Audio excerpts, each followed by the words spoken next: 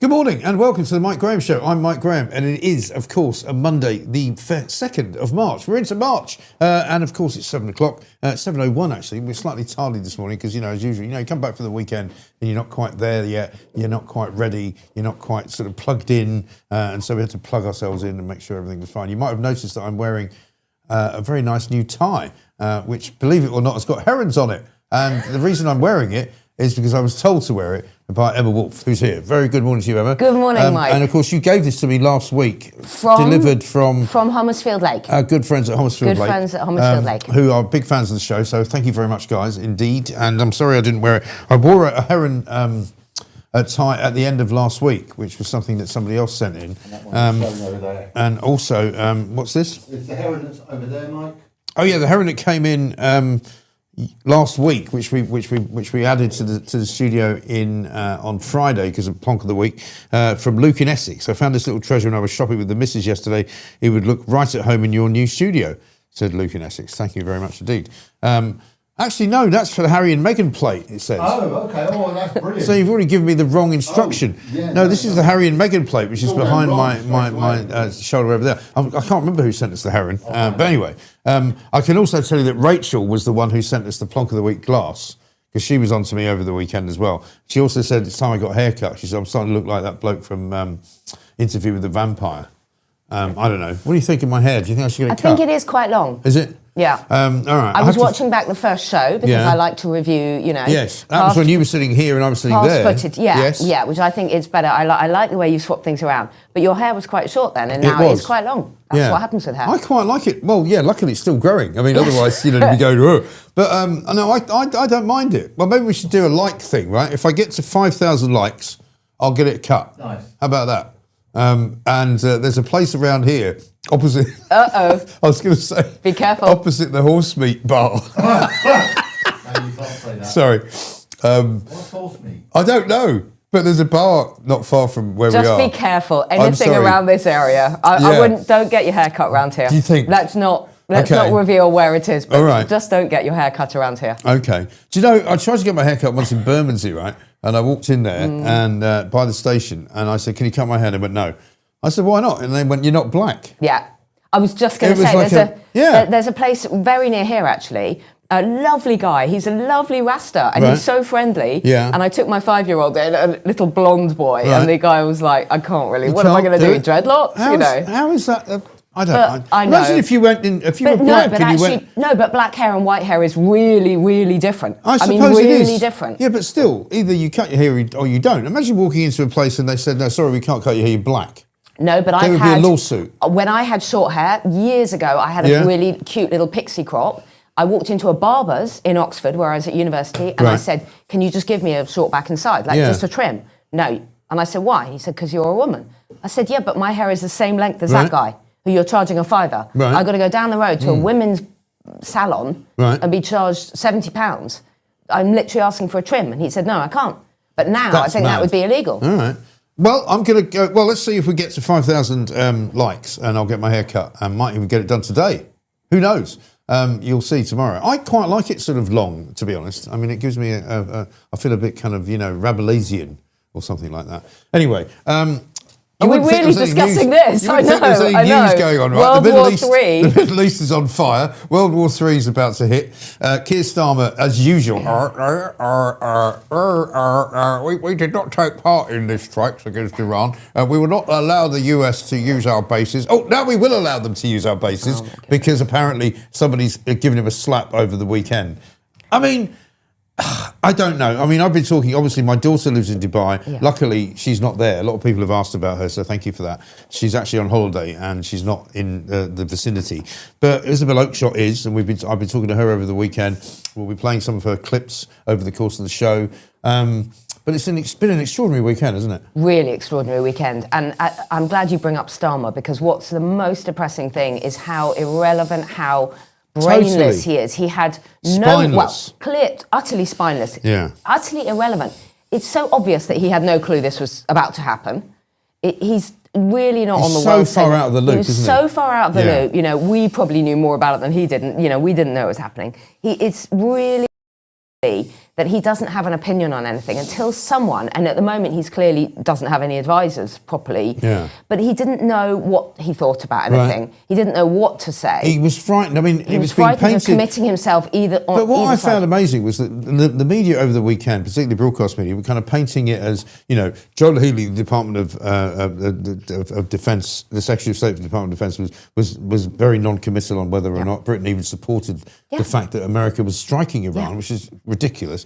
Then they were sort of painting Starmer in the light of, it's got international ramifications. He doesn't want to make any mistakes or say anything that could hurt. No, he's a leader. No, but he's frightened of the Muslim vote in Britain. That is the only reason he won't condemn the attack or encourage the Americans to attack Iran. And I find that disgusting, actually. Absolutely bloody disgusting. Yeah, you're right. There is that. I also think that he genuinely doesn't have many brain cells, and he genuinely doesn't know what he thinks about things. He doesn't have convictions. He doesn't have opinions. He doesn't have beliefs, which is also really worrying. Yeah. I also think this whole crisis has revealed just how the EU is utterly spineless and irrelevant. Yeah. On Saturday, when most people were talking about it, and already millions of words, I mean, what are we now, Monday? Millions of words of analysis and discussion and interesting kind of perspectives have been written and published since Saturday, since all this happened early Saturday morning. The EU were planning to meet on Monday. Oh yeah, well, don't look at the weekends. They are absolutely pathetic. Sacre bleu. Right, every single one of those European leaders, Mike, has a travel expenses account. Bigger than anybody else's salary. Right? They could have all got somewhere, or they could have arranged a Zoom and had a discussion about it. Coalition of the willing. Coalition of the willing. Maybe? A coalition of the can't be bothered to disrupt their weekends. They're absolutely pathetic. I know, ludicrous, and absolutely irrelevant. Ludicrous. We are so irrelevant, and we are so weak in terms of the superpowers. Yeah, we're not even players at this table. Yeah, Macron yesterday. The US and Israel and Iran, what happens there? And Russia and China. The EU have no say, and now Macron's had a word with Starmer, and he's starting to get a sense of, you can have our bases. But even if he'd followed, which he does when he feels like it, the Australians and the Canadians, who they came out and backed Trump's plan. Yes. Even what's his Albanese? face, Bolton, who you highlighted on your Twitter, Henry Bolton, is it? No. John Bolton. John Bolton, sorry. Former Secretary of State He's been writing some great stuff. Yeah, and he's not a big fan of Trump's, by the way. No, and he said, I wouldn't have done it this way. Yeah, however, he supported the Trump manoeuvre, didn't he? Yes, he did. Yeah. He did, and he gave a really good analysis of how a lot of it is going to depend on how people on the ground in Iran react, and how the military react, how the Iranian Revolutionary Guard react. It was, exactly. You don't have to agree with the way that Trump operates, or even with the man, but you can actually see the situation. Yeah. And someone is taking action. And guess what? It's not Starmer. And can I also highlight, his popularity ratings are at an all-time low. Yeah, minus 49. Minus 49. This is the lowest it's been since he came into power. Yeah. I mean, could it be any lower? Lower than a snake's belly. Lower than a snake's belly. Yeah. And also, when he spoke, and I don't know if I don't think we've actually got the original speech from... That was terrible. Was it Saturday, I think it was. But we have got, I think, the speech from last night, in which he kind of, admitted that we're now going to help the Americans. Have a look at this. Yesterday, I spoke to you about the situation in the Gulf and explained that the United Kingdom was not involved in the strikes on Iran. That remains the case. Over the last 2 days, Iran has launched sustained attacks across the region at countries who did not attack them. They've hit airports and hotels where British citizens are staying. Where he goes, so he said the day before, Britain was not involved in the airstrikes. And it struck me that he sounds, he sounds like? He sounds like a train announcer. Yeah. And literally, the next train will be going to Hazelhurst Hastings, and then it will be a rail replacement service. Yeah, please. That is a very good. Like. That's a very good metaphor for Keir Starmer. He is a rail replacement service. He is. Where you get on a bus and you literally go around 17 little villages. Yeah. And meanwhile, Trump has sorted out Ukraine, he's flying over Russia, you in a B-2 Iran, bomber. and the entire Middle East is in flames, and Keir Starmer is losing all his staff. I mean, they are absolutely pathetic. all-time low. Absolutely right.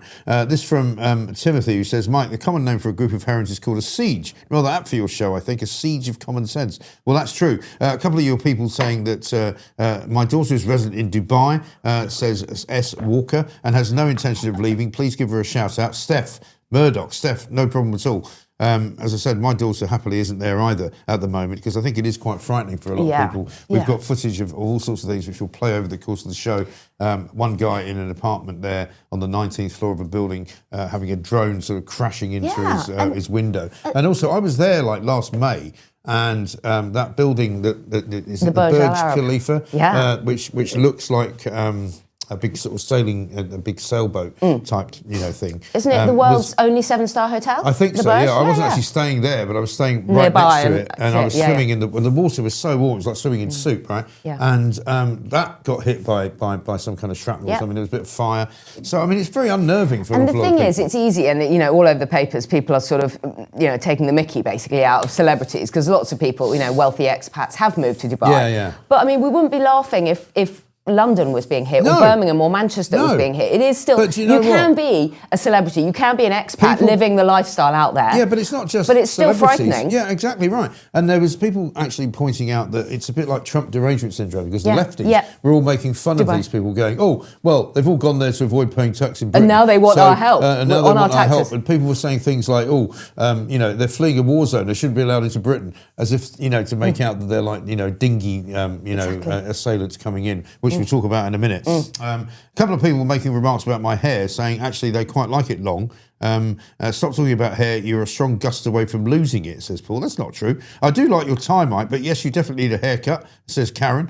See, the women, so it seems to be women saying you need a haircut. Lord Viking says, Mike, your hair is cool. You look like Walter Cronkite.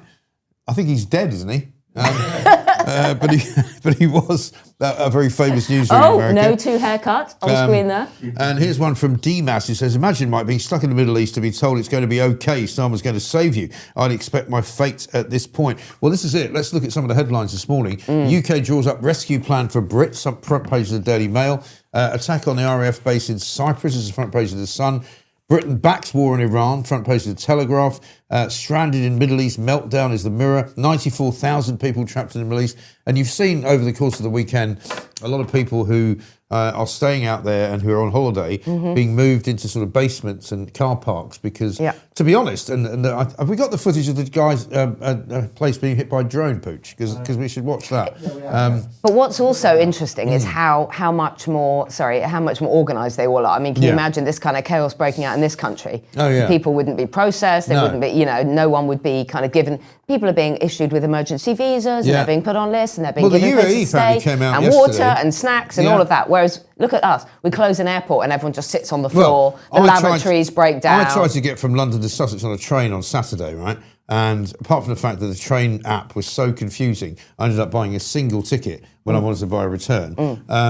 And it turns out the train didn't go to where I was supposed to go. I was trying to get to Battle. It went to a place called Etchingham, right? Where I had to get off. Etchingham. And I had to get off there where my son had to pick me up. But it was a good 20 minutes from the house. Good luck trying to get a train anywhere at the weekend, because then they go, I know, we'll close all the, if you go to a slightly smaller, exactly. So apparently the UAE have come out, and they came out, I think, late yesterday to say that anyone who has to stay over in Dubai because the airspace is still closed for any further length of time than they were planning to, the UAE will pick up the hotel bill. Amazing. So they will pay for all of it. Absolutely amazing. But have we got the...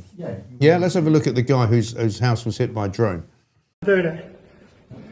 No joking, guys. We have just been hit by a drone. We heard it coming. It stinks of oil in here. I don't even think it's my cup of tea. We've just been hit by a drone. We're in Warder 1 on the top floor. 19th floor. We're off. So here's a guy living on the 19th floor of a building. He mentioned a region. I'm not so sure about the different sort of areas, but certainly middle of Dubai, very nice looking apartment building. Luxury apartments, luxury apparently apartment. they cost millions. I'm sure. Yeah. And a drone comes in the window. I mean, it must be quite terrifying. Absolutely terrifying. Yeah. So I don't know why we're laughing at them, because it's actually not funny. Well, it's not, and again, it's the usual lefty sort of ridiculous kind of go off onto a kind of a tangent, saying, well, they chose to go and live there. Isn't it funny how, and the people are calling it Dubai derangement syndrome, isn't it funny how, they're all saying, London's really dangerous, it's really safe here, and now they're in a war zone. Well, it's not funny. Why would you think that's funny at all? It's not funny, exactly. This is weird whataboutery, one minute this is okay, but then that's not okay.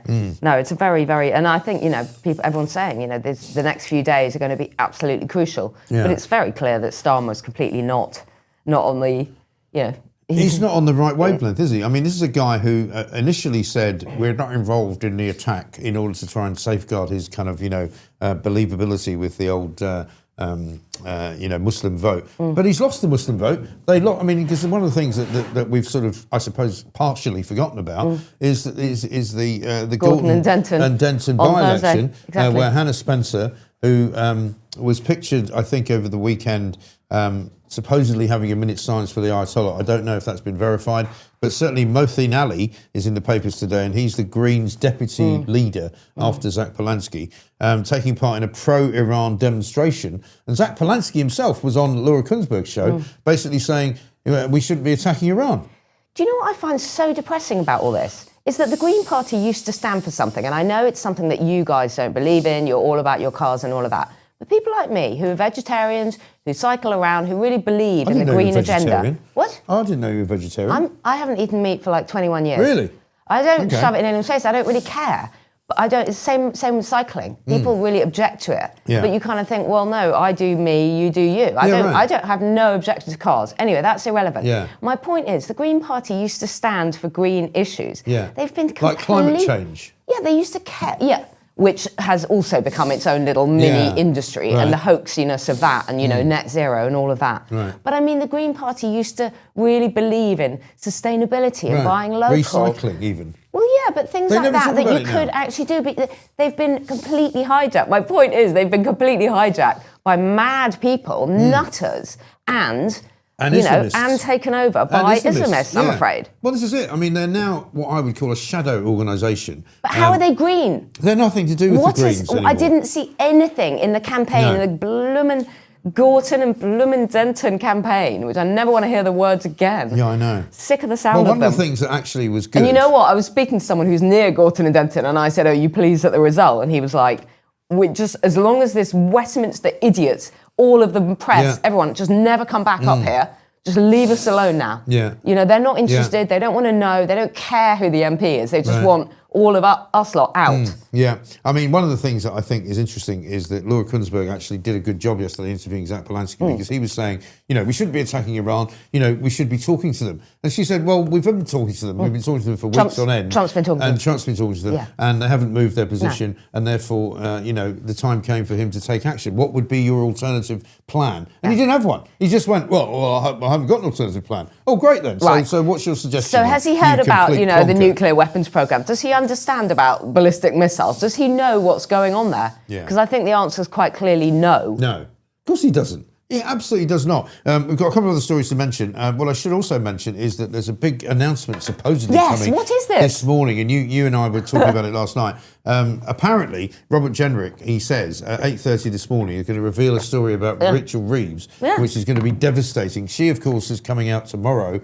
with her new sort of spring budget statement, right? Yeah. Nobody knows what that's going to be about. But according to Robert Jenrick, he's got a blistering story about her, which he's going to give away at 8:30. So keep watching this show and you'll hear it. Because everyone was like, can't he do it at 7:30? Which, I mean, I'm afraid we haven't been able to manage to convince him. But here's the poll for today. What is Robert Jenrick's news about Rachel Reeves going to be? And obviously, you have to do this before 8:30. 1, is she going to resign? 2, is she going to come out as Angela Rayner's lover? 3, is she going to admit that she can't play chess? Or, I'm sorry about this at this time of the morning, but number 4, is she going to admit to having a cock? Which seems to be leading at the moment, 34%. I saw that on X. I thought that was a bit fruity. People were saying that. It's a bit fruity, especially for a breakfast morning show. I I apologise to anyone who thinks that's a bit much. I don't know who came up with that sort of rubbish, but it's probably Charlotte. I'm going to blame Charlotte. But it's very odd, this. I mean, why is Robert Jenrick... I mean, I quite admire the guy, but why is he kind of teasing this the night before? If he's a politician, he should kind of say what he knows. It's a bit weird. It's a bit celebrity. I mean, it is a bit celebrity. It's a bit weird. I don't mind a bit of showbiz, though. No, don't mind. Don't mind it. You know, I mean, Reform are a bit more showbizy, Give us aren't a they? heads up, because also there is a tendency whenever you've got this kind of, massive story on your hands, particularly with the press, that they're not very good at focusing on lots of other things. All they can do is go, oh, there's a war in the Middle East. That's what we have to do. Because a lot of these journalists, and you and I have spoken about this before, have become so kind of self-important that they think, I'm going to win the Pulitzer Prize by talking about international things. And they all want to do it. Well, never mind all that. There's some other big stories going on as well. Yes, and also politicians have always done this. They always wait until a certain time to release bad news. For example, they'll wait till late on a Friday when they know the papers have gone to the printer. They kind of, or they announce their resignation on a big day or a quiet day or whatever. So it's not it's just interesting that Robert Jenrick sort of teases it in that way. But also, is it going to be big or is it going to be a nothing?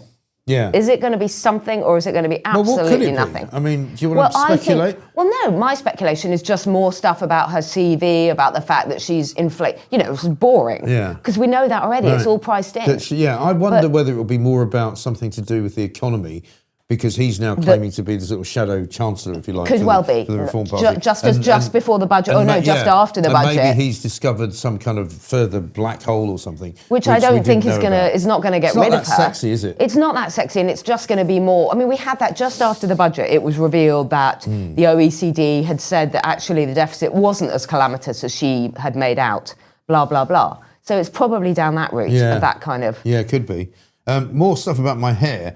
Silly says, no haircut, Mike. Dasby says, grow a ponytail, Mike. Be a rebel. I'm never growing a ponytail, right? I'm never doing that. Sorry, that's... I saw a guy at the weekend with a ponytail. I just thought, that's wrong.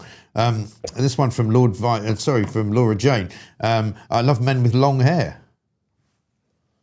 Well, ask Stephen Barrett, I suppose. I mean, he's got long hair. He's got interesting hair. He's got really long hair. What's that? Get a number one all over you would look... No, absolutely not. Can you imagine? Was that you on the tube playing guitar, Mike? No, it was not. But thank you for asking. I hate those guys on the tube, the buskers, particularly the ones who are playing out of a speaker and pretending they're playing something, but they're clearly just playing a recording of something. There's an old fella at London Bridge, and he has like a full-on drum kit and everything. Really? Have you seen him? No. He sits just under the just by Borough. Okay. If you're looking at the cathedral, if you're looking at Southwark Cathedral and you're standing on the bridge, and he's got a full kind of panoply of accordions and percussion and a drum kit. I go through Bond Street quite a lot, and I see there's always somebody there. But there's a Turkish guy who's got like an accordion, and he's doing this, and I'm going, you're not playing that. You're obviously just playing a recording of somebody playing an accordion, and it clearly is fake. Anyway, listen, ridiculous. But let's talk about a good day to very bad news, because one of the stories that was buried over the weekend, Josh Simons, former government minister, has resigned his job because of the Labour Together scandal, which I think we talked about last Monday. He's finally gone, and they obviously tried to get rid of him while all of this other stuff was going on. And the funny thing was, or the ironic thing was, that he was saying, I don't want to become a distraction. So while everybody's looking that way and the Middle East is in flames, I'll just quickly hand in my resignation. I mean, the guy looks about 12 years old. He does. Another one who looks about 12 years old. Well. This is the guy, if you don't remember, the Labour Together scandal is the one where he commissioned a big report. Commissioned a report to try and ruin the reputations of several journalists, including two guys that worked for the Sunday Times. One, Gabriel Pogren, who's a really good investigative journalist. They basically tried to discredit him, not least because he was Jewish, on the basis that he was writing stories that the Labour Party didn't like. And that Keir Starmer's mate, Morgan McSweeney, who ran Labour Together, didn't fancy going on. Morgan McSweeney.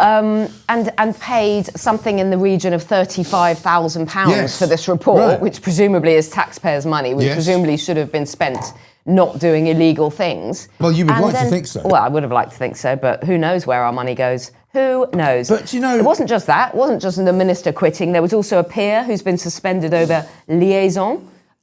He was more sexual impropriety. Yes, sexual impropriety to a level. Why is Labour so full of these perverts? It seems there's an awful lot of them. Their ears in sleaze at the moment. And the first thing that Starmer had pledged when he came in was that he was going to end the sleaze. Yeah. You know, and there was someone who Yeah, how's was, that going? Yeah, that's going great. I mean, really, there's more sleaze really in well. this government than there has been in So previous sleazy, governments. so sleazy. But talking about previous governments, did you see the story at the weekend, I think it was Saturday in the Telegraph, about how apparently the previous Tory government under, I think it was Neil O'Brien and a couple of other people in the sort of green department area were spying on people who drove electric vehicles. No, I did not see They that. basically accessed all of their phone records, right, with permission from the government, with permission from whoever it was that they needed to get permission from. If you had a Virgin Media account, if you had an O2 / Tesco account, they were basically checking every single time you went anywhere near a website that involved electric vehicles. But they also monitored every single website that you actually visited, right?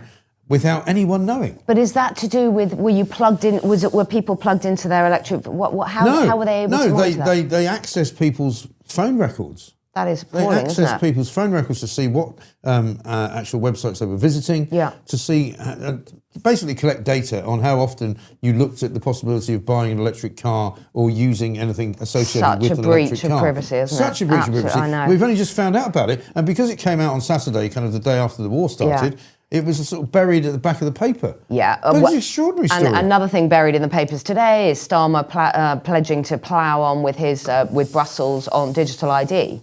And I think all of this is just creeping and creeping, and people are right to say they don't want to be surveyed, monitored, tracked, traced. They don't want the constant surveillance. They want to be able to live their lives. And unfortunately, the more stuff we put online, the more it can be abused by the government. Yeah, totally. The more they can trace us and track us. Yeah. And we don't want that. You know, we don't give you permission to trace us and track us. But if you've got nothing to hide, you've got nothing to fear. That's absolute nonsense. That's what politicians say, isn't I know it? they do. Right. If you've got nothing to hide, you've got nothing to fear. It's like saying, why do you lock your door? Yeah. Why do you have curtains? Why do you have curtains, Mike? Right. Because I don't want people to see what Why I'm up not? to. Because I'm up to no good. What are you hiding? I'm everything, frankly. You don't want to see what I'm doing behind curtains, honestly. Although it's calmed down a bit since my son moved in with me, obviously, for obvious reasons. No, I'm just joking. No, I'm not, Exactly. I don't want people looking into my house. I agree. It's nothing to do with what I'm doing. It's everything to do with my own personal space, I know. my own personal privacy. I couldn't agree more. It's like, why do you wear clothes? It's that fundamental. It's not that you've got it's just kind of, it's you, it's who you are, it's your home, it's your privacy. Well, it's when my you right. go to a website, I'm actually not looking at porn. I don't want the government tracking, or I don't want them looking into my bank account. I don't want them, and it's really hard to explain why the fundamental right of human privacy is so important. I'm about to launch myself. There's a restaurant that I've been to quite a lot over the course of the last 2 years. It opened up in Borough Market, right? And a friend of mine was supposed to be coming into town last week, and she wanted to go out for dinner, and I was like, okay, I'll book the table. Booked the table. I said to my son, do you want to come along? He was like, yeah, maybe. Anyway, it turns out that she lives in the Channel Islands, and she couldn't come. She couldn't make it, right? So I had to cancel. They've charged me 50 quid, right? And I'm going to ring them and go, do you know how much money I spent with you last year? I spent about probably 2,000-3,000 quid with you, and also brought more business probably than that to you. And if you don't refund this, I'm not only never coming back, and I'm not going to mention them yet, but I will, because I will destroy this bloody place if they don't give me the 50 quid as a credit.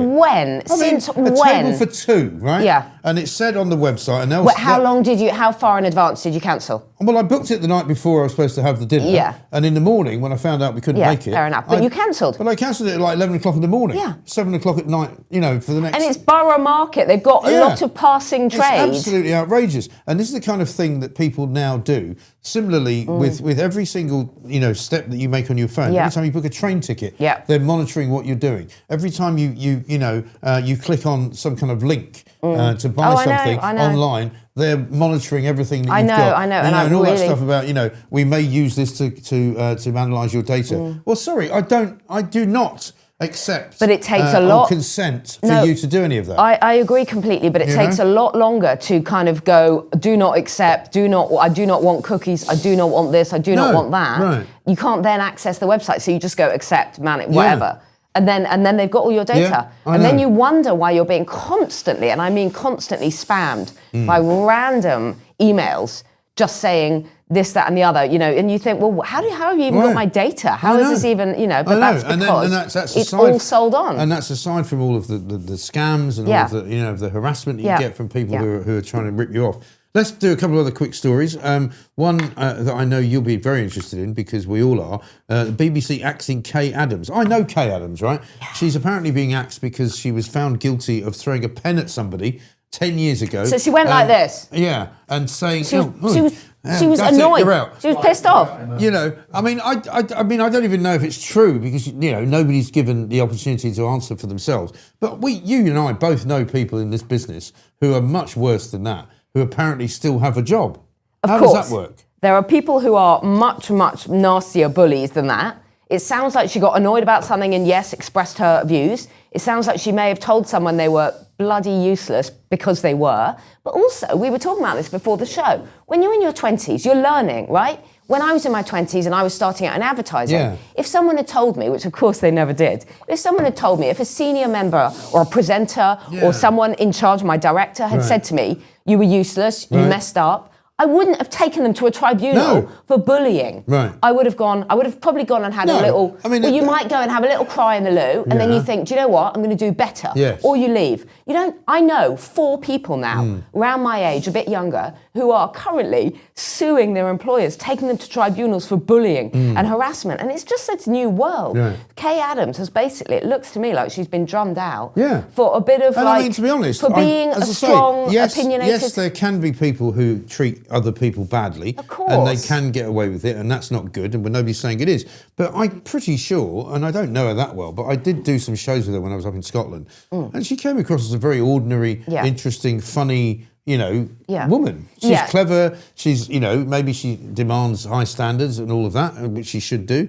But she's not a bully. I mean, I just don't see it. No, exactly. And I should preface that and say that, of course, that bullying is not, not acceptable from junior to senior or in any way, or sexual harassment or any of that. But I do think that we're raising a generation of snowflakes where literally if you say anything, if you say you're actually really, that wasn't acceptable, you're useless at your job, if you tell someone this is not the way to work, don't just come in at 10 in the morning, then you basically get told you're being a bully. Yeah. And the BBC, because of Savile and because of all the wrong-uns and because of Hugh Edwards and all the stuff that's gone down at the BBC, they're now overcompensating and overreacting to any kind of forceful or powerful management. Rather than going after people like Kay Adams, they'd actually managed to work out that Hugh Edwards was his money back. preying on young men inside the building for years, and he's not which the only they did one. nothing about. And he's not the only one. And he's not the only one, I'm sure. How about this? This is going to be one for you. Wine prices have rocketed 40% in the last 5 years, right? That's quite a big increase, isn't it? That is a big increase. But also chocolate prices. I was chatting to someone in M&S and they were putting security strips on chocolate bars. Really? Chocolate bars are the new thing. Are they?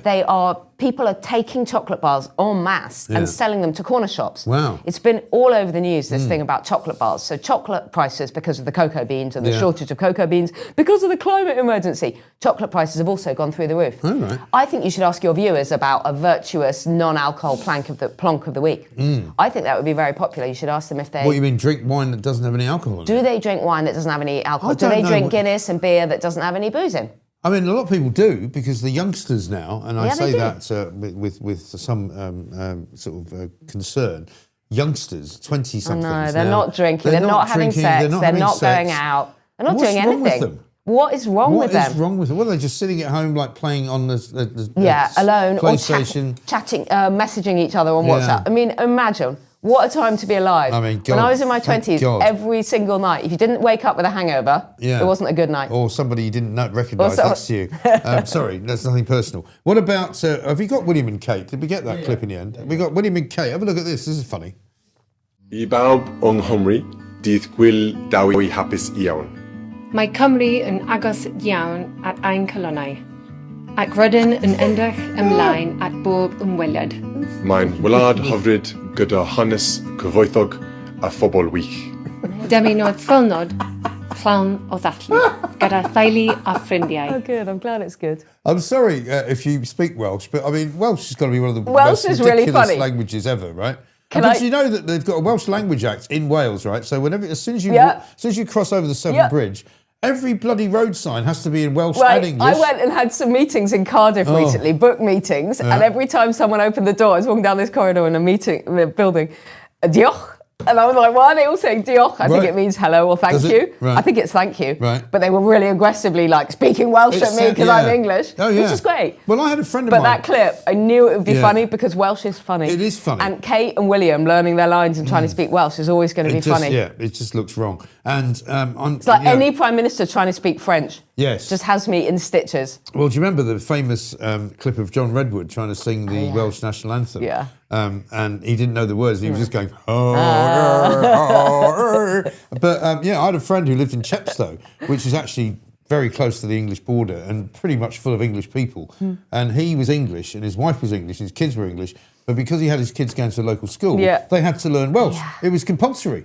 Because the Welsh Language Act says you have to learn Welsh. And every government paper and bill is produced in both languages, which costs a fortune. The cost of it. The cost is ridiculous. Absolute fortune. And the biggest employer of people who speak Welsh is obviously one, the Welsh government and Parliament, or the Senedd, as it's now called, and also the Welsh BBC. BBC Wales, if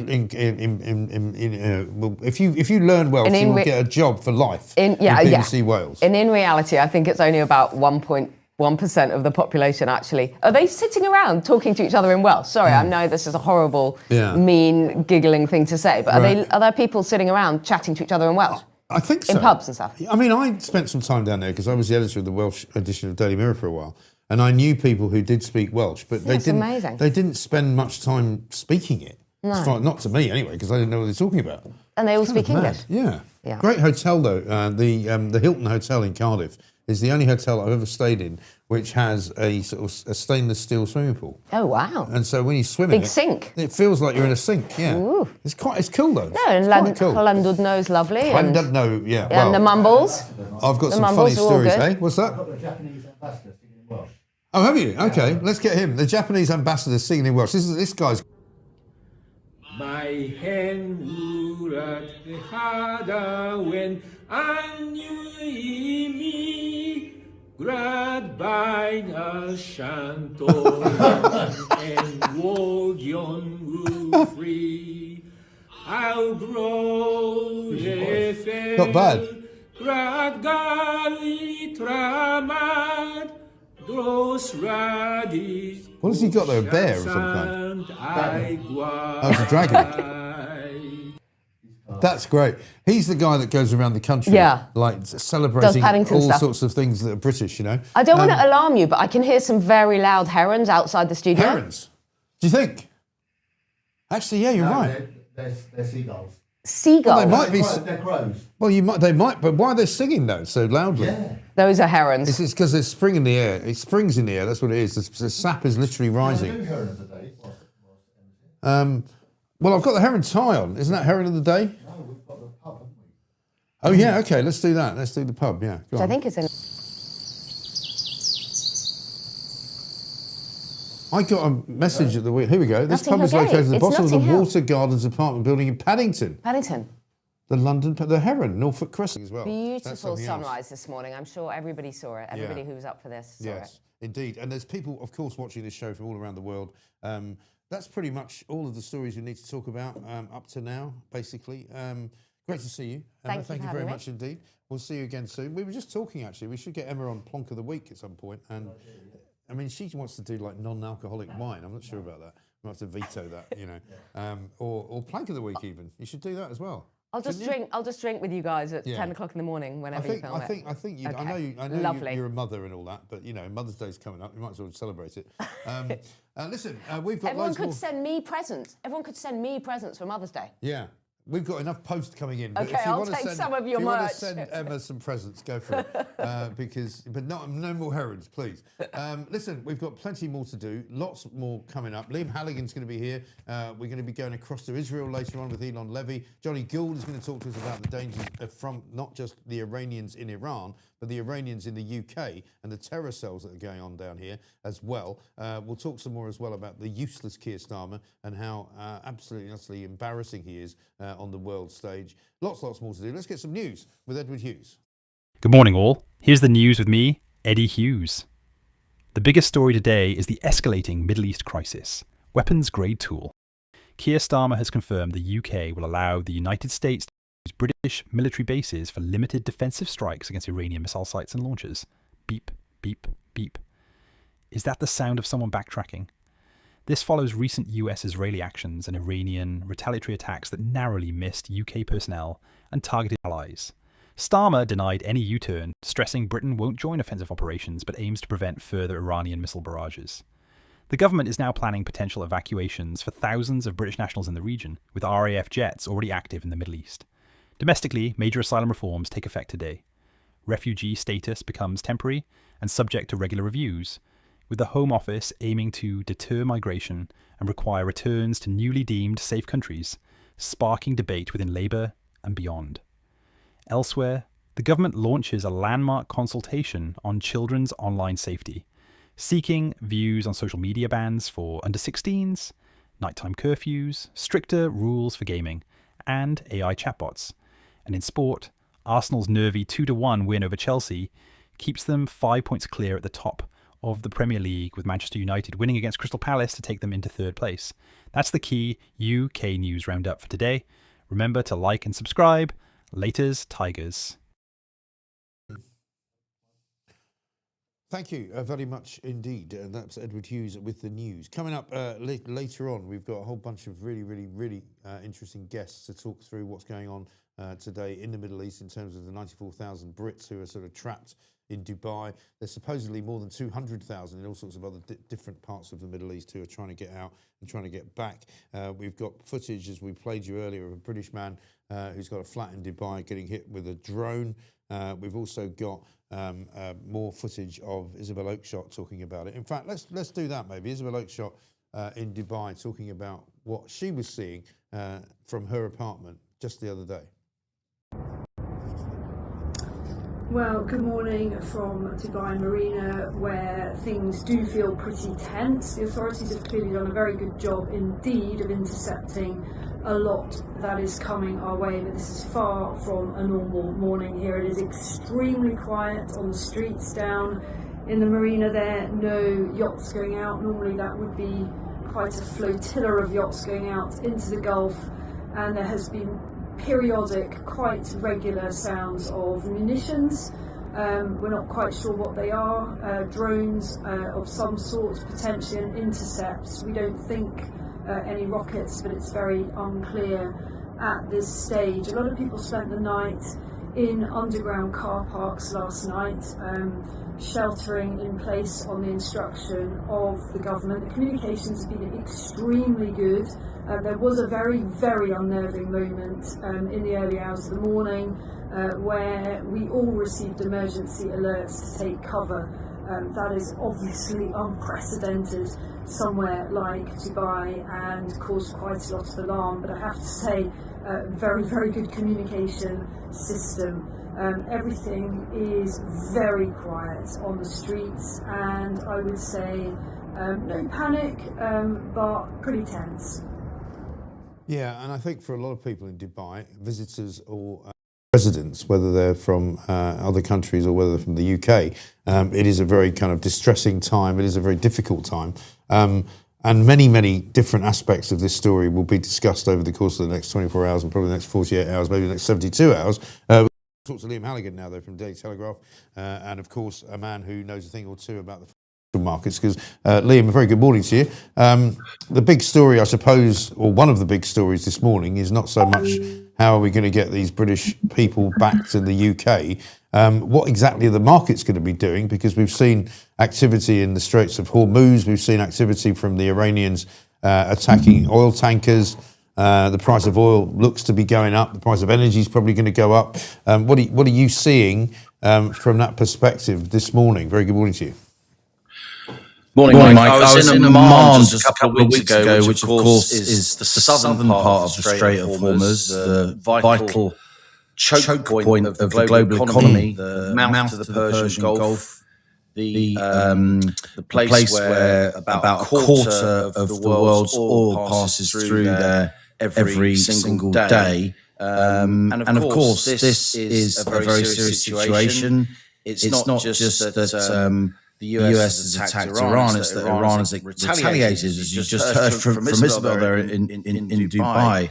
And so markets are feeling that, gosh, the straits are being blocked, the Iranians are laying mines, this could go on for days or even weeks. And that's why the price of oil, sorry to sound so, pecuniary, if you like, sorry to talk about financial markets when people are obviously lying under the rubble as a result of the bombing, but the oil price has gone up about 10 to 15% overnight in a single bound. And I'm afraid, as I wrote in the Sunday Telegraph at the weekend, there's a fashionable view that oil doesn't matter.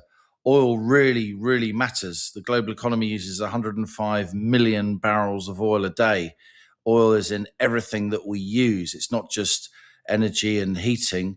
The UK still uses fossil fuels, not least oil, for 70% of its energy. It's a combined primary energy needs, even though we need renewables for quite a lot of our electricity production. So this is a major, major issue. This is going to lead to a lot more inflation in the UK. It's going to exacerbate the cost of living crisis. It's going to make the government's task much, much harder, not just politically, of course, but also economically. Again, this is obviously war is first and foremost and always a humanitarian story, but there are big economic implications of this. And the economic implications will play a key role in the politics of what happens next. Yes.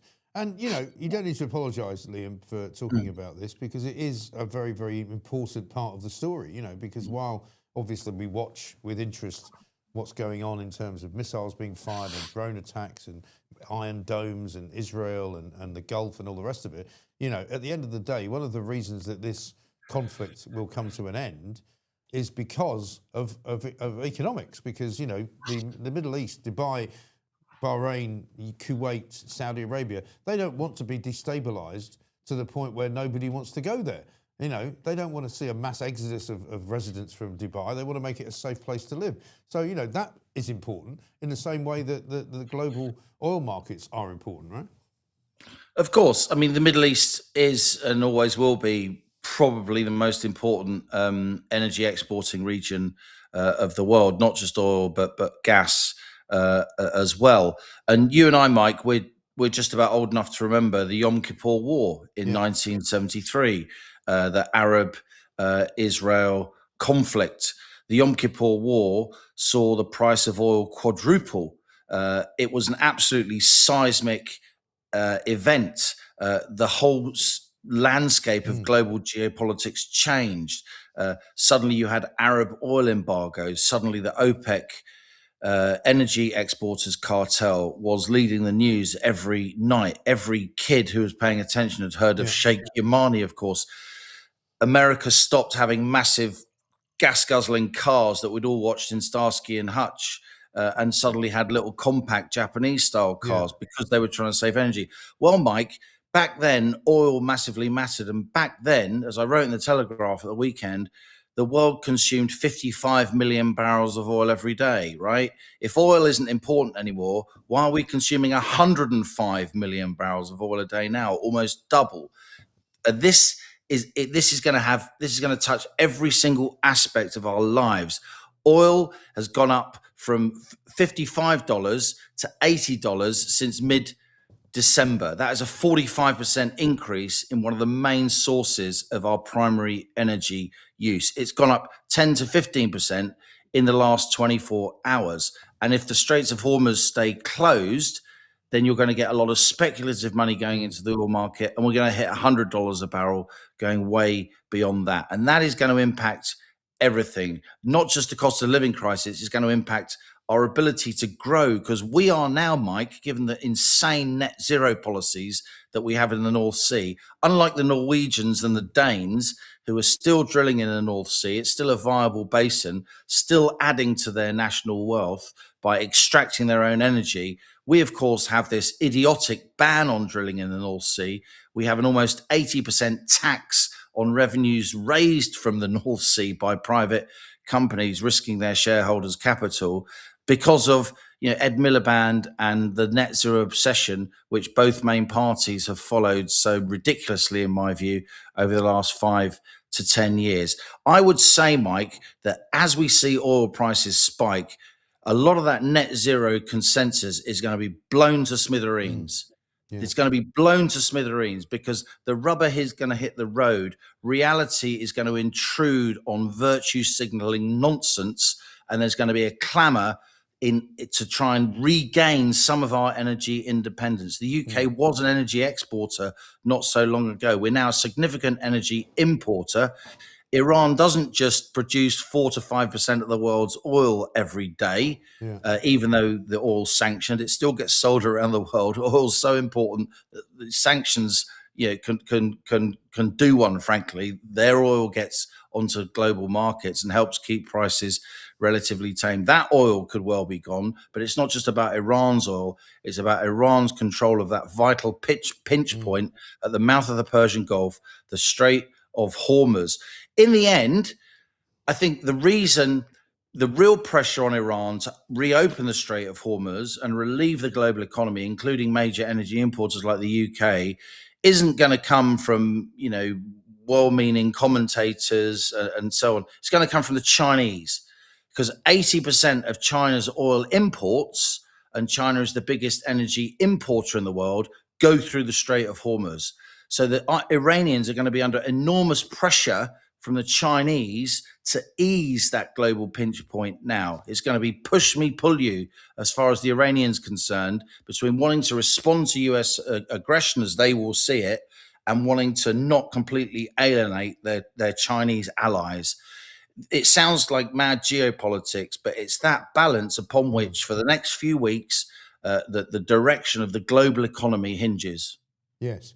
And I was reading a couple of stories at the weekend, one suggesting that one of the difficulties with putting tankers through the Straits of Hormuz and elsewhere in the Middle East is that the Lloyd's insurance companies and the brokers have put the prices up of insurance to such an extent that every single tanker is being asked to produce about £250,000 per journey in order to ensure that they don't get blown up. At the moment, it seems that there's a bit of a suspension of traffic, if you like, and a lot of tankers are kind of, sort of lining up behind one another and not going anywhere.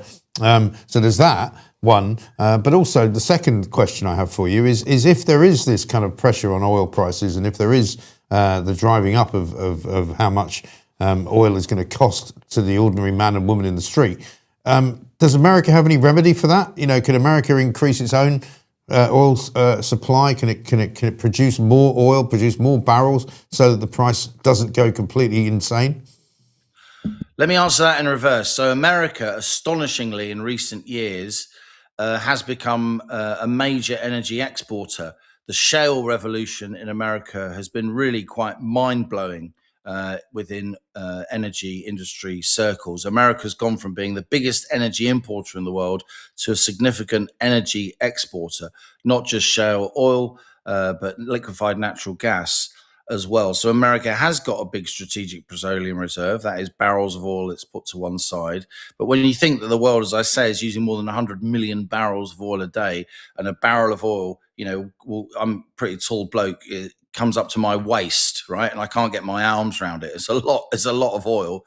Then America's strategic reserve isn't really capable of moving global prices consistently. So there will be a spike in the oil price. We're seeing it now. It's likely to continue. And you're right. All Iran has to do, it has to, doesn't even have to lay mines in the Straits of Hormuz. It just has to say publicly that it's doing so. And then insurance rates will go absolutely nuts. and freight shipping won't be able to get through because it won't be insured. So nobody's going to risk their cash putting an uninsured vehicle an uninsured vessel in harm's way. We're now seeing this is kind of an aggravation of what's already seriously curtailed global supply chains. Why? Because for a number of months, because of some would say Iranian-backed Houthi rebels on the Horn of Africa, at the mouth of the Suez Canal, a lot of ships aren't going through the Suez Canal, the main shipping route from Asia through to Europe and global markets and into the Med, because a lot of companies can't get insurance to go through the Straits of the Suez Canal. So those boats have to go all the way around Africa instead, adding weeks and millions of pounds to the cost of each voyage. All that extra cost, of course, goes into prices that consumers and firms pay in the shops or on supply chains for the goods and the commodities that are contained in those freight ships. So if you've got a situation, Mike, where the Strait of Hormuz is blocked and the Suez Canal is, seriously curtailed by, geopolitical tensions, then you have got the makings of a proper economic a global economy that simply cannot grow.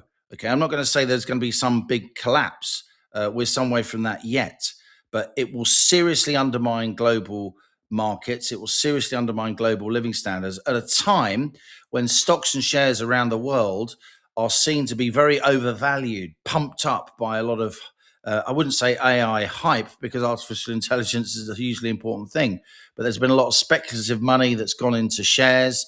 And if global energy markets are stymied by the fallout from all this mad geopolitics, then that could also then start to influence equity markets, because it's hard for companies to be valued, the valuations to stay as high as they are, when global growth is curtailed. And when you have a spiraling oil price upwards, global growth will be curtailed. And that there's a danger there of a domino effect. And that, Iran is showing now it's a wounded animal, it's a caged animal, and it's a very serious military power. It's a sophisticated place.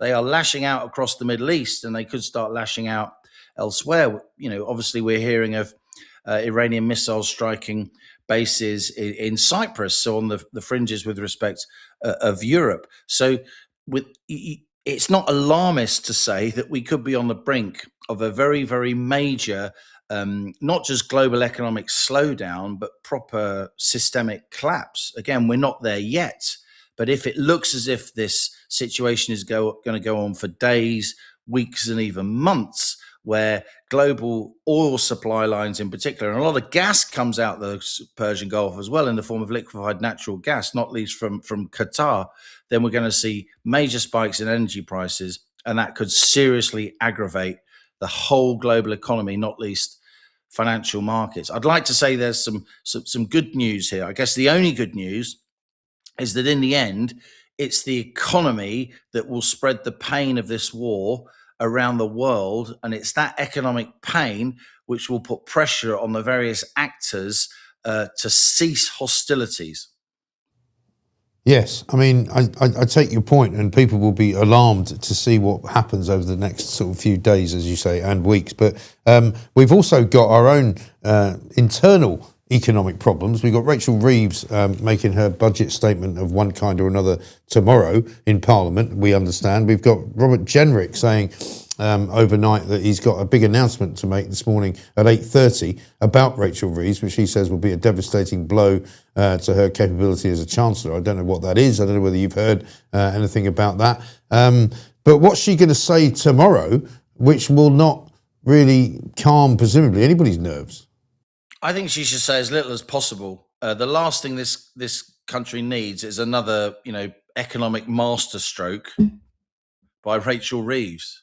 Everything she does economic policy wise goes wrong, because everything she does economic policy wise is driven by broadly economically illiterate Labour left wing backbenchers and activists, from the Employment Rights Bill, which is making it far more expensive to employ people, to the ridiculous increase in employer national insurance contributions, the lowering of the threshold where you start paying national insurance from about 12 grand to 5 grand, which is absolutely walloped employment, particularly at the lower end of the labour market, with youngsters trying to get on the jobs ladder. We've seen a big spike in youth unemployment. We've seen a big spike in the number of people not in education, employment or training, so-called NEETs, young people not doing anything with their lives at all, often not because of their own lack of initiative. And so I hope she says as little as possible. There was talk, Mike, over the last couple of weeks, and again, I wrote about it in my Sunday Telegraph column, and I've written about it on my When the Facts Change Substack, that Rachel Reeves was going to address those issues I said in the North Sea to some extent by maybe easing what we call the EPL, the Energy Profits Levy. That is the 78% tax which is applied to the profits of oil and gas companies which drilling in the North Sea. Most of which are invested back in the projects that they're doing. There was talk that she would ease that this was a Tory initiative. Labour extended it. It now goes all the way to 2030. Why are you going to invest in the North Sea at all when there's a ban on new wells and your profits are going to be taxed at almost 80%? There was talk she was going to ease that rate of tax, trying to get some kind of growth going. A lot of jobs have been lost in the North Sea. 10 years ago, the UK's energy complex, particularly the North Sea, employed 500,000 people. It's now around 100,000. The GMB union and others don't like that within the Labour Party, but still the net zero zealots across Parliament, frankly, and in the Labour Party and the activist base, they're pushing for more and more of the virtue signalling. It may be that this, I thought the Gorton and Denton by-election with the resurgent, Green Party and a rampant Labour left would mean she wouldn't dare to touch that energy profits levy. She wouldn't dare to lower it. The fact now that the oil price has spiked and, I'm on your airwaves, people like me talking about the oil price, may mean that she's got a bit more political room for manoeuvre to actually say, look, this is a national emergency. We need to pump more of our own oil and gas. I'm going to make it less economically punitive to do so. I'm not saying that's going to happen. I'm sure her own head is scrambled at the moment about what she's actually going to do tomorrow.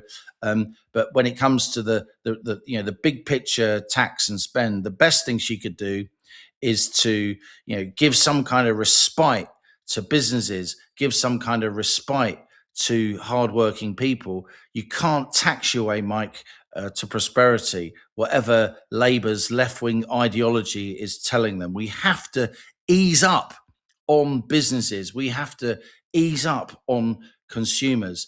We can't keep responding to holes in the budget, holes in our national accounts by just taxing more. In the end, the only way we're going to fix those holes is by growing the economy to generate more revenue from more economic activity.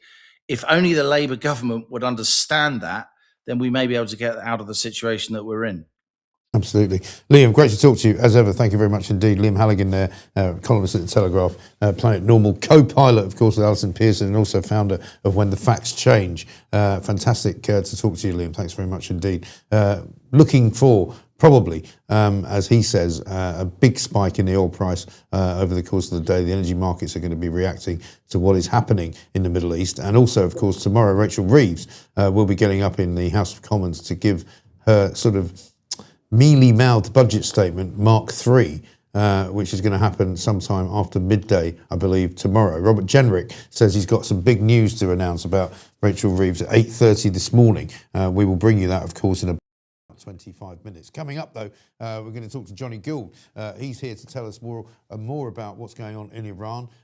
Also to cover some of the things that Iran is doing, not just in the Middle East, but around the world, because we've seen over the course of the last 24 to 48 hours, things occurring, shall we say. There was a terrorist attack, by the looks of it, it's been called that, in Austin, Texas, where a man went into a bar in Austin, Texas, and started shooting indiscriminately, killing 2 people, injuring about 14 or 15 people.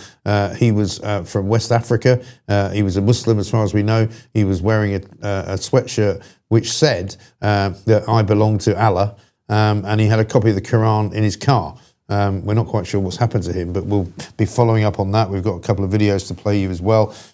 Also, of course, Will Geddes will be here to tell us about what the likelihood is of getting people out of Dubai. 98,000 or so people stuck there at the moment. Possibly 200,000 people stuck in the Middle East trying to get back to Britain as well. And also Elon Levy will join us later on from Israel. He's, of course, the former spokesperson for the Israeli government, and now a podcaster as well. Lots more to do. Keep your messages coming in. We have had a few problems with the sound this morning, which I can only apologise for, but it's a technical glitch, which, like many technical glitches, we can't quite explain. We don't quite exactly know what's happening, but we think we've fixed it now, Pooch, don't we? It seems to be going all right. Not so many people are moaning about it, but do refresh your screen if you're hearing us in a strange way. That usually seems to work. So if you refresh your YouTube link, you'll probably do better than if you don't. Meanwhile, let's get some news with Edward Hughes. Good morning, all. Here's the news with me, Eddie Hughes. The biggest story today is the escalating Middle East crisis. Weapons-grade tool. Keir Starmer has confirmed the UK will allow the United States to use British military bases for limited defensive strikes against Iranian missile sites and launchers. Beep, beep, beep. Is that the sound of someone backtracking? This follows recent US-Israeli actions and Iranian retaliatory attacks that narrowly missed UK personnel and targeted regional allies. Starmer denied any U-turn, stressing Britain won't join offensive operations but aims to prevent further Iranian missile barrages. The government is now planning potential evacuations for thousands of British nationals in the region, with RAF jets already active in the Middle East. Domestically, major asylum reforms take effect today. Refugee status becomes temporary and subject to regular reviews, with the Home Office aiming to deter migration and require returns to newly deemed safe countries, sparking debate within Labour and beyond. Elsewhere, the government launches a landmark consultation on children's online safety, seeking views on social media bans for under-16s, nighttime curfews, stricter rules for gaming, and AI chatbots. And in sport, Arsenal's nervy 2-1 win over Chelsea keeps them 5 points clear at the top of the Premier League, with Manchester United winning against Crystal Palace to take them into 3rd place. That's the key UK news roundup for today. Remember to like and subscribe. Laters, Tigers. Edward Hughes with the news there. Thank you very much indeed. Loads of you watching, which is good. We've got 3,000 likes at the moment, so I guess you don't want me to get my hair cut, because apparently if it gets to 5,000 likes, I'll get my hair cut. I like it, to be honest, the way it is. You know, it's a bit sort of Rabelaisian. It's a bit Oscar Wilde-ish. You know, I'm not in a big hurry to get it all chopped off, to be honest. And also, I don't currently have a barber, because I've explained to you before that when I was working at Talk, I used to have these 2 rather lovely Polish makeup girls who would just keep my hair trimmed whenever I needed to have it done. And it never really had to be cut, because they just kept it under control. Every single week they would sort of snip a little bit off it. And then I had to find myself a new barber. Found myself one, and they made a bit of a dog's arse of it, to be honest. Sorry to say that. But it's finally grown now into something that I quite like. So I don't really want to get rid of it. But anyway, I'll take your advice on it. And as I say, if you think that I should get it cut, by all means, like the show and do subscribe as well. We've got it up to 140,000 subscribers. We've also got up to 9.2 million views, by the way, which is pretty extraordinary. I suspect we'll get to 10 million this week. And we might have a little countdown clock, actually, once we've fixed all the various different problems that we've got. Will Geddes joining us in a little while. And, of course, we're going to go over to Israel as well to catch up with Elon Levy to find out what's going on there today. We haven't heard too much this morning about any massive attacks in the Middle East. But let's talk now to Johnny Gould, who is, of course, a broadcaster, good friend of the show. We haven't had him on before, so welcome to the new Mike Graham Show, Johnny. Nice to see you. Mike, it's an absolute pleasure to join you, and congratulations on your amazing start to Independent Life.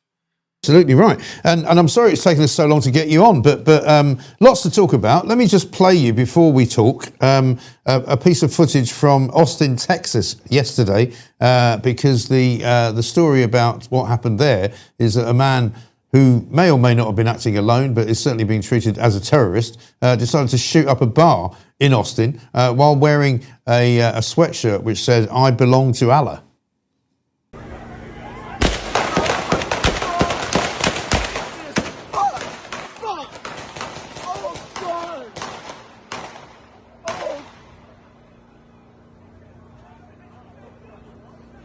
Oh my God!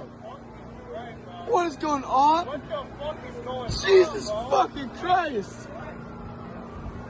What the fuck?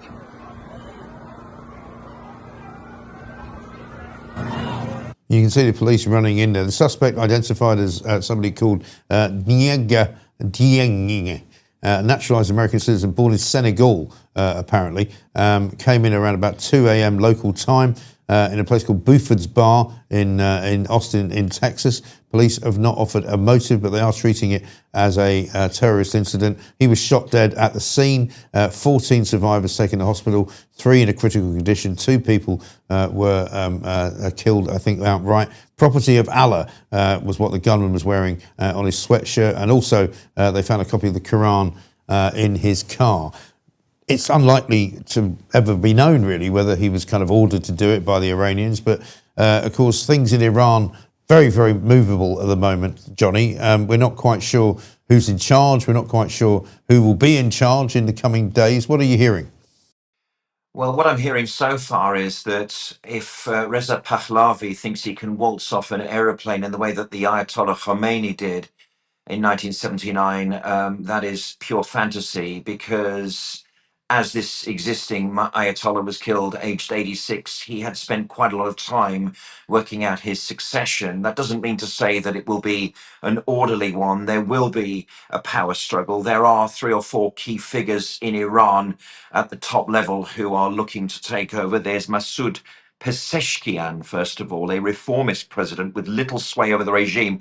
That might suit the machine of the regime, that they can control some kind of puppet there. There's Gholam Hossein Mohseni. He's a judicial guy accused of serious human rights. So they may continue down that route. And then there is an Ayatollah called Ali Reza Arafi, an increasingly powerful cleric and member of Iran's Guardian Council. Make no mistake, the IRGC and the Basij Brigade, this brutal top-down police force, will be going down trying to put down people who come out and celebrate in the way that we saw in parts of North London at the weekend, where they were showing pictures of the new Shah, the son of the Shah, Reza Pahlavi.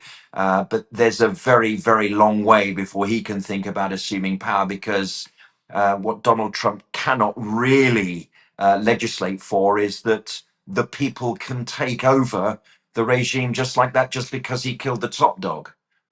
And I mean, we see kind of conflicting stories, don't we, at the moment from Iran? Because at the moment when some of the bombs were hitting Tehran, you could see many, many people out and about on the streets celebrating, cheering. A lot of the women of Iran who have been subjugated for so long, dancing in their apartments, you know, shaking their hair, you know, living life like they feel like they should be able to live it. But then you hear also, and I presume a lot of this is propaganda, that many people in Iran feel that the death of the Ayatollah is a sad event. And we saw various television hosts bursting into tears as they announced that he was dead. And then also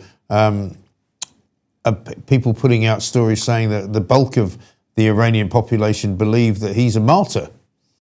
Yeah, we've seen a sort of North Korean mourning of the great man. They have started a 40-day mourning process. And in Iraq, which is a kind of puppet state of Iran, they've started a 7-day one. There's an Ayatollah over there who fancies his chances. What I would say, as you say, Mike, is that there is a danger in this country. We've already seen a drone attack on British interests in Cyprus, but I have the extreme misfortune of having to travel through Kilburn in North London, and the place is fast becoming extreme. There are no-go areas there. I mean, I refuse to be a no-go person there, but it is fast turning into a slum. The idea that Islamic identity in this country is coalescing around Palestinian identity. This colonialist idea that they should take Israel out is alive here, and we should be aware that the Iranian Ayatollah that was killed by those strikes is a kind of de facto chief at the side of a lot of people's views in the Islamist world here in Britain. And also, we know, for example, that there are consistently terrorist plots being foiled by the security forces here in the UK. And we also know that an awful lot of those plots are inspired, if not funded, by the Iranian government. His compound where he was killed was on something called Palestine Street.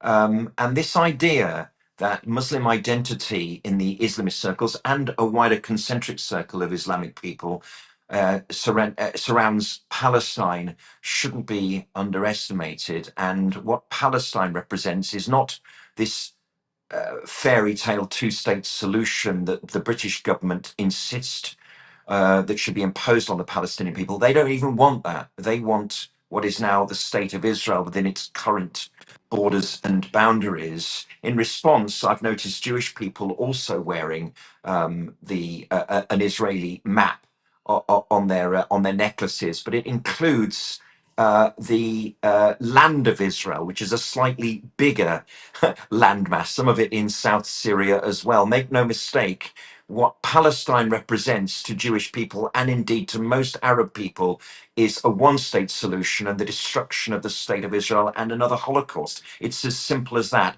That's why this assassination, this killing is significant, but this story is not going away. This does not solve the problem of Islamist Iran.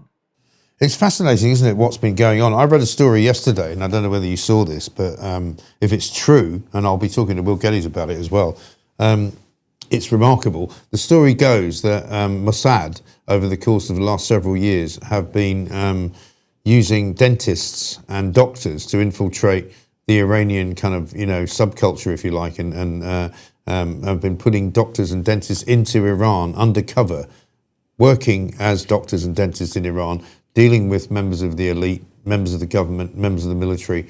And every time they would come in for, say, a teeth cleaning or, a medical operation of one kind or another, they would basically implant tracking devices into their teeth and or other parts of their body, so that when they decided to fire missiles at them over the course of the last 48 hours, 72 hours, they knew exactly where they were. I mean, that, if it's true, is extraordinary, isn't it?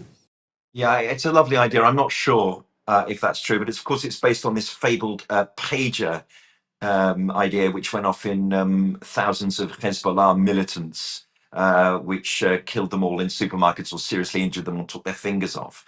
The point is that Iran has been infiltrated by Mossad agents for many, many years. There are many, many Persian Jewish people whose families left around the time of the revolution that speak fluent Farsi, that look like the local Iranians, that can infiltrate their society. Ahmadinejad, who apparently was killed yesterday, said in one of his last interviews that the special agents who were there designed to kill the Mossad agents actually turned out to be Mossad agents themselves. I don't think anything needs to be quite as elaborate as sticking SIM cards in, dental floss or whatever, but I do know that Israeli intelligence pointed to a Saturday morning gathering of the Ayatollah and some of his senior leaders.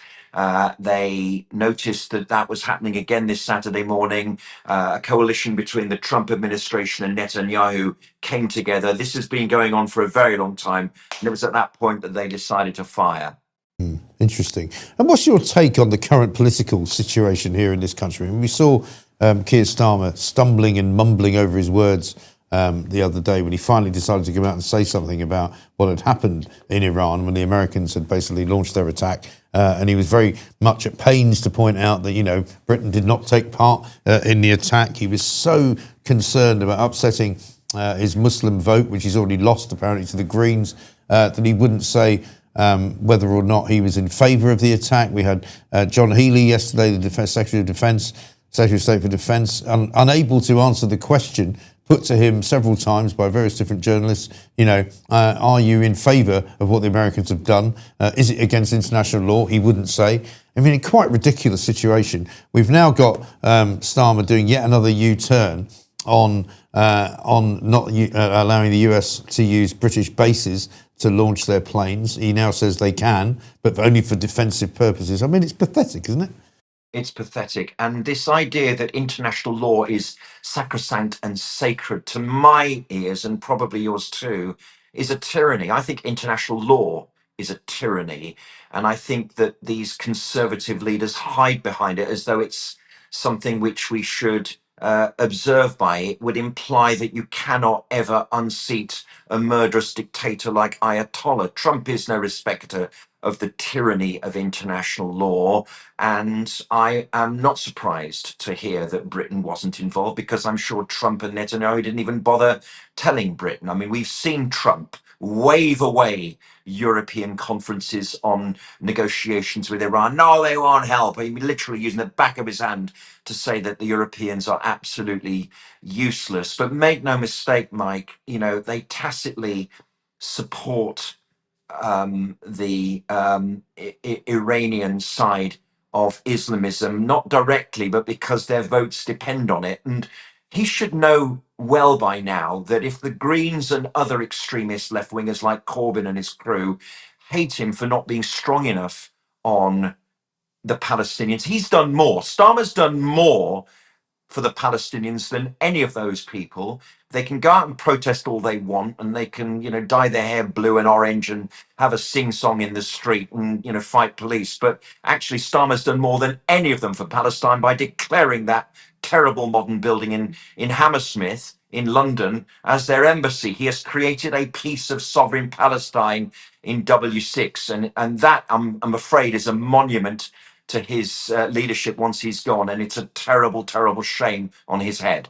Yeah, absolutely right. And as for Zach Polanski, who again was on TV yesterday being spoken to as if he was some kind of, messiah, stroke, political genius, asked whether he had a better idea than bombing the hell out of Iran. He didn't have one. He just said we shouldn't be doing it, and he said it was unlawful. Yes. Again, it's this idea that you can step behind international law, but he's not an exactly articulate left-winger, is he? He's just part of this sort of extreme left-wing blob. God help us, because they don't really have anything that speaks of a reality in this world. Trump, Netanyahu does, and right-minded thinking people here, including Kemi Badenoch, do too. So we're a long way from this solution. It is the start of a new era, but any idea that this has solved immediate problems, like Donald Trump said, yeah, go and take over your government, friends, this is your new Iran, it is fantasy as well, I'm afraid. You think it's going to go for quite a while longer then? Yes, it will, and woe betide any Iranian come out and celebrate and take their take their head coverings off and all that kind of thing, because it does require exceptional bravery for those people, and we're told it's tens of thousands of people that were murdered in the run-up to Trump and Netanyahu's attack on Ayatollah. The Basij, who are brutal, the IRGC, they're still armed, they're still trained killers, they're over here as well. Lord help us, because it will create a new terror. And let's just be real about this. The Iranian regime is as weak as it's ever been. Yeah, absolutely. Johnny Gould, great to talk to you. Thank you very much indeed. Johnny Gould there, broadcaster and campaigner, of course, on behalf of the Jewish community here in the UK. I suppose it might not be a bad thing to do this, Pooch, while we're talking about Keir Starmer, because there was some chanting going on last night in London, and it was a combination, I think, of pro-Israeli, pro-Jewish groups, but also pro-freedom in Iran groups as well. Have a look at this. This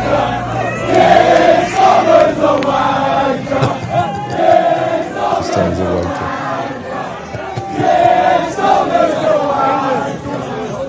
It's a uniting speech, isn't it? Keir Starmer's a wanker. I mean, I'm sorry. I had a message, by the way, from a woman, a listener, a viewer, who very much I appreciate. Thank you very much indeed. Who sent us a message, I think, on Substack, saying basically, yeah, love your show, Mike, but can you please stop swearing quite so much? I watched the show with my grandson. I try not to swear too much. And to be honest, your grandson will probably learn quite a bit from watching this show. And some of the things that you might wish to teach him are that some words are good, some words are bad, some swear words are okay. And he's going to hear them at school anyway. So I don't make any apologies for it. I'll try not to swear too much. I do try not to swear too much, but there are occasions when it just literally has to happen, I'm afraid. This is from Dan, who says, apparently Sam Allardyce has been given the Ayatollah's job until the end of the season. Yeah, very good. Kelvin McKenzie put a tweet out to that effect yesterday. Tracy says, morning, Mike. My husband just managed to get your show while travelling around India because I've told him how good it is. I told him you get proper news in a different and entertaining way. Absolutely right. It's true. Thank you, Tracy, for that. Yeah, you can listen to this show and watch it anywhere you like in the world. Starmer failed his driving test for doing too many U-turns. Well, he's done another one overnight, hasn't he? He's now said, despite the fact that he promised that the British bases would not be used by American American jets, he's now said they can be used. Here's one from Fire Up the Quattro. Just a thought, get the Japanese ambassador on Plonk of the Week with UK-only wines, etc. Yeah, we could do that. It's not a bad thought. Or maybe what we could do is get him to come in and do some sake tasting, which I've done in the past. But there we are. Listen, Robert Jenrick apparently in about 5 minutes' time is going to announce something about Rachel Reeves, which is going to be very, very upsetting to her. He says he's got some big news on Rachel Reeves before her budget statement tomorrow. I don't know what it is. We'll bring it to you when we can. Right now, though, I'm delighted to say we're joined by the man of mystery, the world's most intelligent security expert, Mr. Will Geddes. Wow. Very good morning to you. What an intro, Mike. Very good morning to you, and I'm glad to see you. You look as if you're on manoeuvres. Well, I am. Constantly, Mike. Constantly. Yes. Especially when it comes to coming here. Well, listen, lots to talk to you about. I mean, UK draws up rescue plans for British. Yep. I mean, you know plenty about Dubai. You've been there many times. Indeed. You know plenty about the Middle East. Yep. You know, you've been in those situations in all sorts of different roles. Saudi Arabia, Bahrain, Kuwait, UAE. I've been to pretty much all of it. Pretty much all of it. Yep. Iran. And when you see the map, and I don't know whether many of you have actually seen the map, and you should look at it because you basically got all of these countries, literally 70 miles from across the Straits of Hormuz to Iran. Yeah.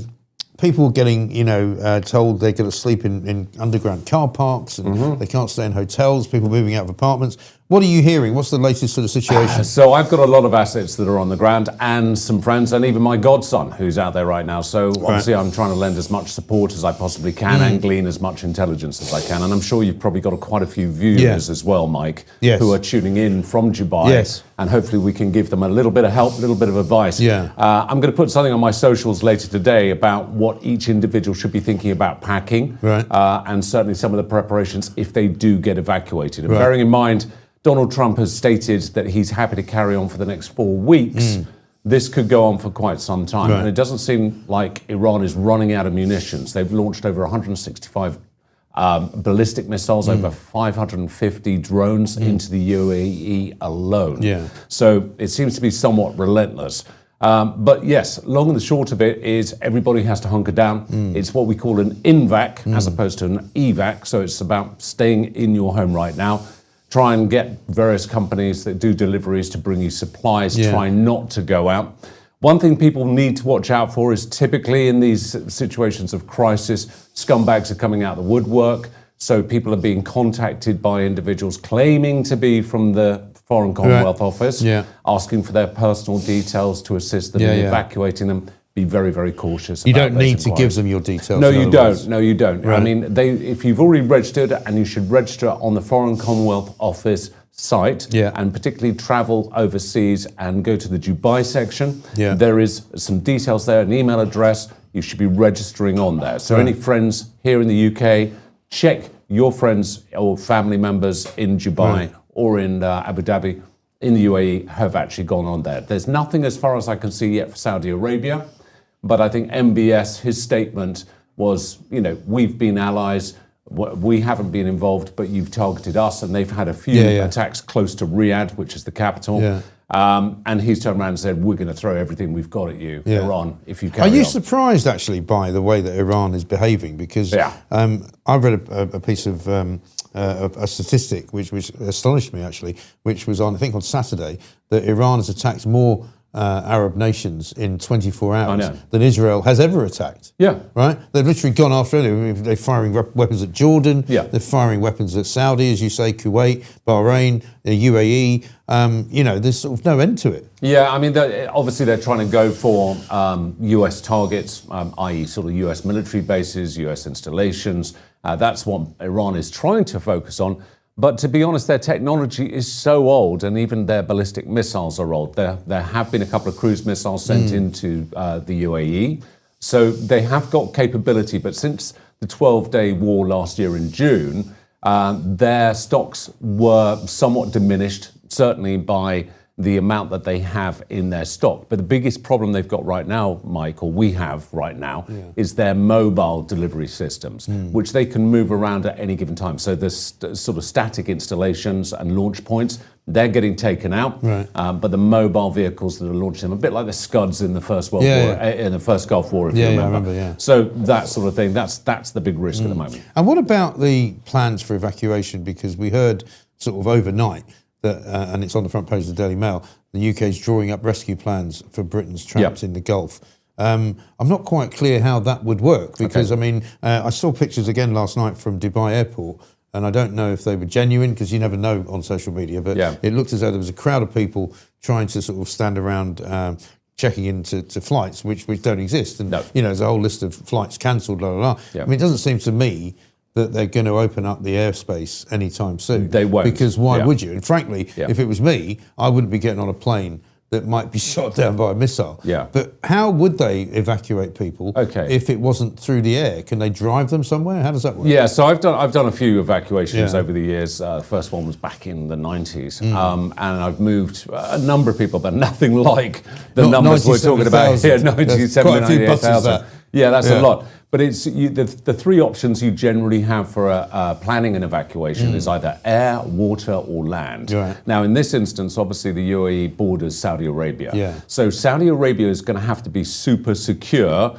because if you're moving some 100,000 or odd people, 98,000 people over into Saudi Arabia, what do you do with them then? Right. So you've got. And do you move them there by road? Yes. So they'll be moving them probably by buses. Right. I would suggest is probably the way that they're going to do it by coaches. So you've got the forming up points, which is the first consideration. Where do people go to, which is safe to then get on the buses, and then from the buses getting the route through, obviously to Saudi Arabia and the particular border crossing that they should take, and then once they get to the other side, Mike. What are they going to do? Until the airspace is really assured in Saudi Arabia, in the kingdom, it's going to be very difficult to get them out of Saudi Arabia. So they may have to hold fast for a time. So it's, are they safer staying where they are or are they safer moving? Right. And that's always going to be the challenge. It's, if we're going to move them, are we putting them at greater risk? Yes. I mean, that's the problem, isn't it? Because if you're there, say, on holiday, I've spoken to friends of mine who have got, family there, people who are visiting, there's all kinds of different kind of scenarios going on. My own daughter, as you know, Emma, is based there, but she was actually away, luckily. Yeah, I was quite pleased to see that. She's in India at the moment. And in terms of what you can do while you're there, the UAE, I think, came out yesterday and said, we will pay for anybody's extra expenses if they have to stay in a hotel for longer than they were expecting to, which is very good of them. Yeah, that's really good. Equally, if you're stuck there and you need to get back for a job, that's a problem, isn't it? Because it's literally impossible to know how long you're going to be away. Well, there's all sorts of things. There's going to be obviously getting back for family medical emergencies, getting back for jobs, all that sort of stuff. But unfortunately, it's one of those things which you've got to just park for now. Ultimately, as I've said to my godson, as I've said to various friends out there, just stay put. Stay within your property. Ideally, if you are in a building which does have a basement, consider moving down there certainly overnight. But again, it's about supplies, and that's one of the biggest challenges as well, Mike.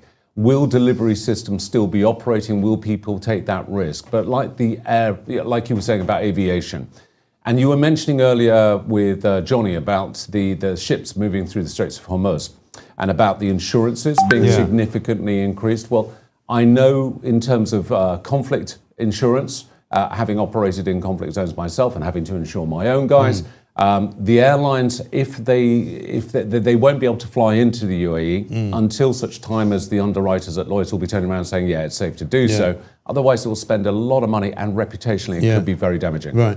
And that's the other question about the kind of future. I know maybe it's too early to ask this question, but the future of places like Dubai and Bahrain and Kuwait, will it suddenly now become less attractive to people? You know, because we've heard literally for the last, 5 or 6 years, you know, Dubai's the coming place, it's the place to go, it's the place where you can have amazing opportunities, there's not much tax that you have to pay, you know, you can come and live here, you know, and join the sort of British community. Do you think the effect of this will be that will, one, stop happening, but also two, the people who are living there will start going, maybe I shouldn't be living here? Well, there are two sides to this. The first side is it as safe as everybody believes it is? And I think that's going to be very pivotal on what happens in Iran.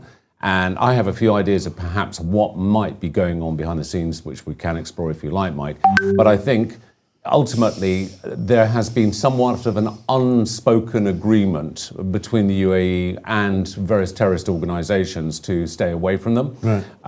In terms of Iran now being targeted, and this is something that I said right at the very beginning of this conflict, my biggest concern right now is going to be the proxies. It's going to be the global terrorism issues. Now, the UK government's already admitted that they are reviewing the terrorism status in this country. You were talking to Johnny a little bit about this. There have been 20 major plots funded and supported by the IRGC and Iran here in the United Kingdom. Right. Well, we had those 4 guys, didn't we, a while ago, who had come over, it turned out, on a small boat, deliberately that way. They could have come a different way. Who was planning, we were told anyway, a sort of massive terrorist incident from a house somewhere in Manchester, was it? Yes, You know? I mean, how many more of them are here? I mean, these are 20 plots that have been foiled, and these are significant ones. There are many minor ones which our esteemed security services have done an awesome job of intercepting. But I see, but you mentioned Austin, Texas. You mentioned this individual. You know, we could see lone from wolves, Senegal, or lone actors. We could see much more organised and developed plots potentially coming to materialisation. So, I mean, there are lots and lots of concerns I think we need to consider. This is not focused or nuclear or sort of polarised to the Middle East. This is an international issue. So, what the US and Israel do right now, and what our cowardly Prime Minister decides to do, obviously. I mean, to be honest, unbelievable, right? It is. We need a strong, robust statesman in times like this. We don't need someone who is ambiguous, and he couldn't be more ambiguous right now. But I think I think if they push forward, and it's going to be a bit of a lengthy job getting to all the IRGC key people, but it's very key that if any individuals are elected as the next sort of Ayatollah, the next Khomeini, that they're assassinated, they're taken out of the picture, and the next after that. And that's kind of what the Trump administration is saying, isn't it? That no matter how many people they put up, they'll just keep taking them out. But what about this story? And I must ask you about this, because this is amazing. Yeah, the operations. I mean, incredible. I mean, we saw...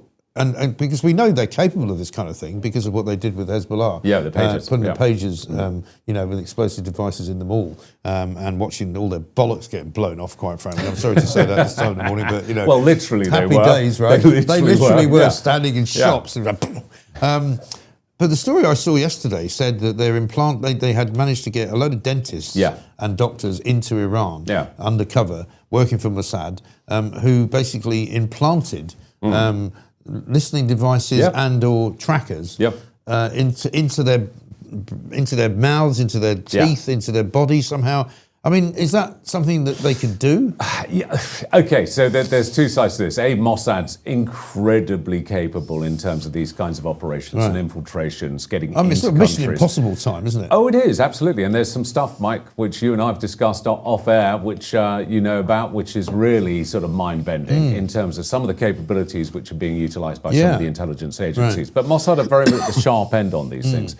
Their technology is good. Now, let's look at trackers. If we remember that with trackers, they have to have a source of power, whether it be a battery, whether that be a tiny cell battery or whatever it might be. Right. So implanting one, unless you've got someone who's coming back regularly, which you could then swap out that tracker for another one which is fully charged, it's going to be a difficult one. So I'd want to know a little bit more information on that. Right. But that's not... They couldn't sort of somehow power it, I don't know, remotely, you know, like every time you walk into a room. Every time you walk into a room with broadband, I wish. somehow that would be good. It powers it up. That's it. Yeah, no, that would be great. That would be very handy. I think where it can work is in very short term. So where trackers can be used in a surveillance capability will be to find out their pattern of life. So even if it's running for, say, a week, you'll see where they're going regularly, what time they go to the gym, what restaurants they most frequent, you know, that sort of stuff.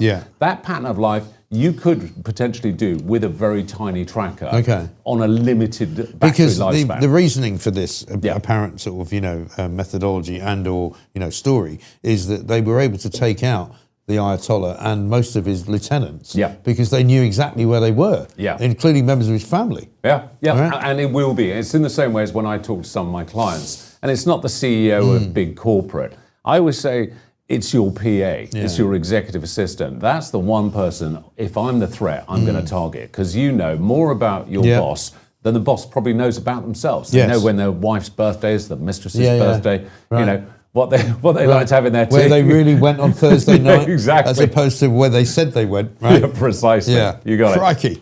I mean, it is extraordinary, isn't it? So, in terms of then the military, sort of the British military involvement now, Starmer, as usual, has made a complete dog's arse of it. As standard. And started out by saying, well, we didn't take part in any of the strikes. Clearly not in the loop. Very irrelevant, completely and utterly embarrassing on the world stage.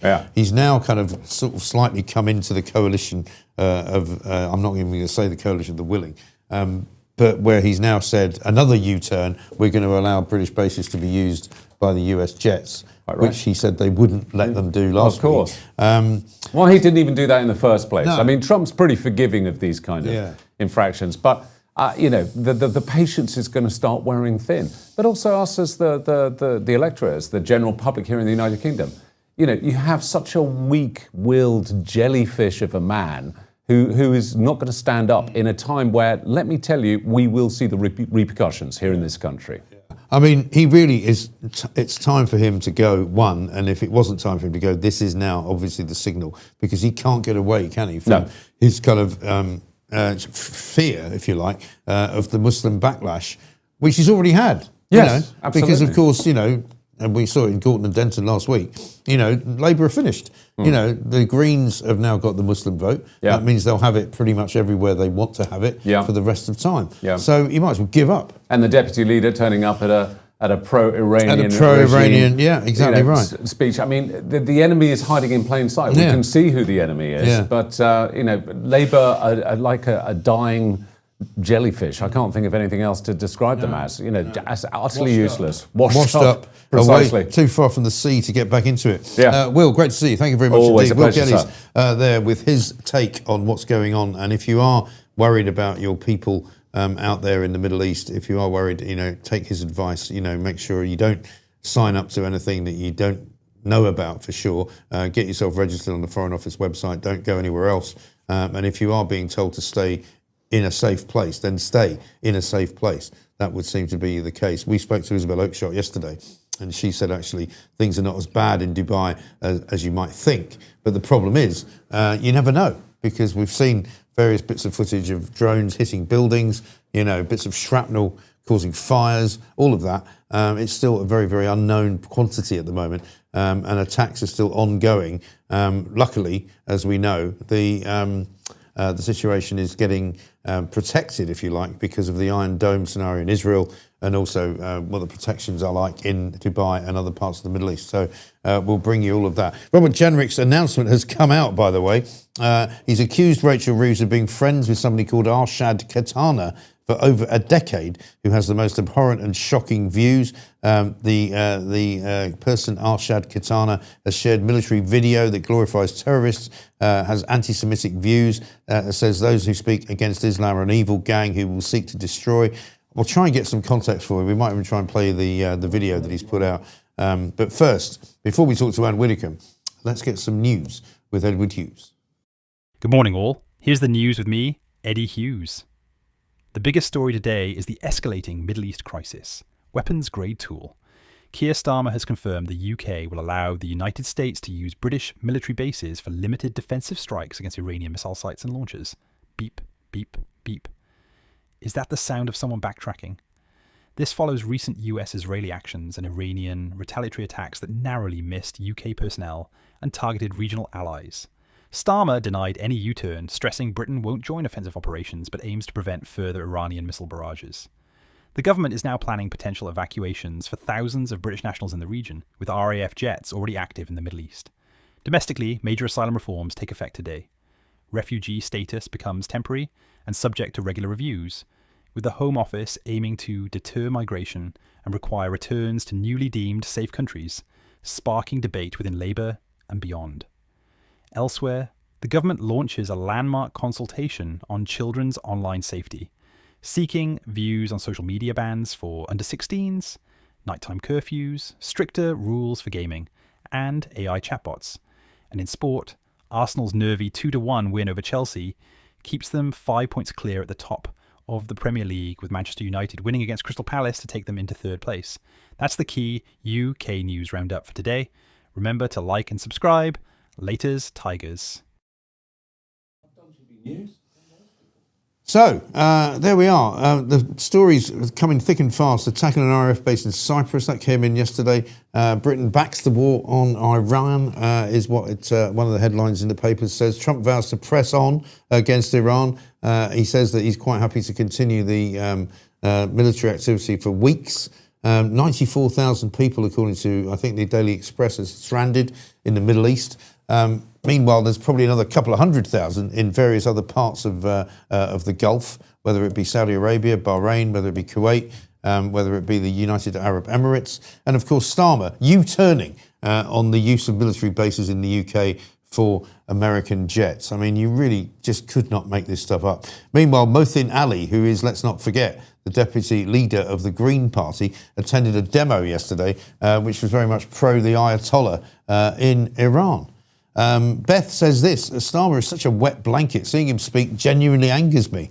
Yeah, well, it doesn't surprise me. The Prime Minister's popularity dives again to minus 49% right now. I mean, absolutely incredible stuff. We're going to speak to Anne Widdecombe in a moment, but as I said before, Robert Jenrick promised us at 8:30 this morning that he was going to unveil a secret about Rachel Reeves, which would basically finish her off. I'm not sure whether he's done that. I'm not sure whether or not you will be convinced by what you're about to see. I haven't seen it yet, but here's the video he put out at 8:30 about why he thinks Rachel Reeves shouldn't be friends with Arshad Katana. Here in Leeds, where Rachel Reeves is the MP, 1 in 4 aren't working. Now, you'd think the person in charge of the economy would be focused on fixing that.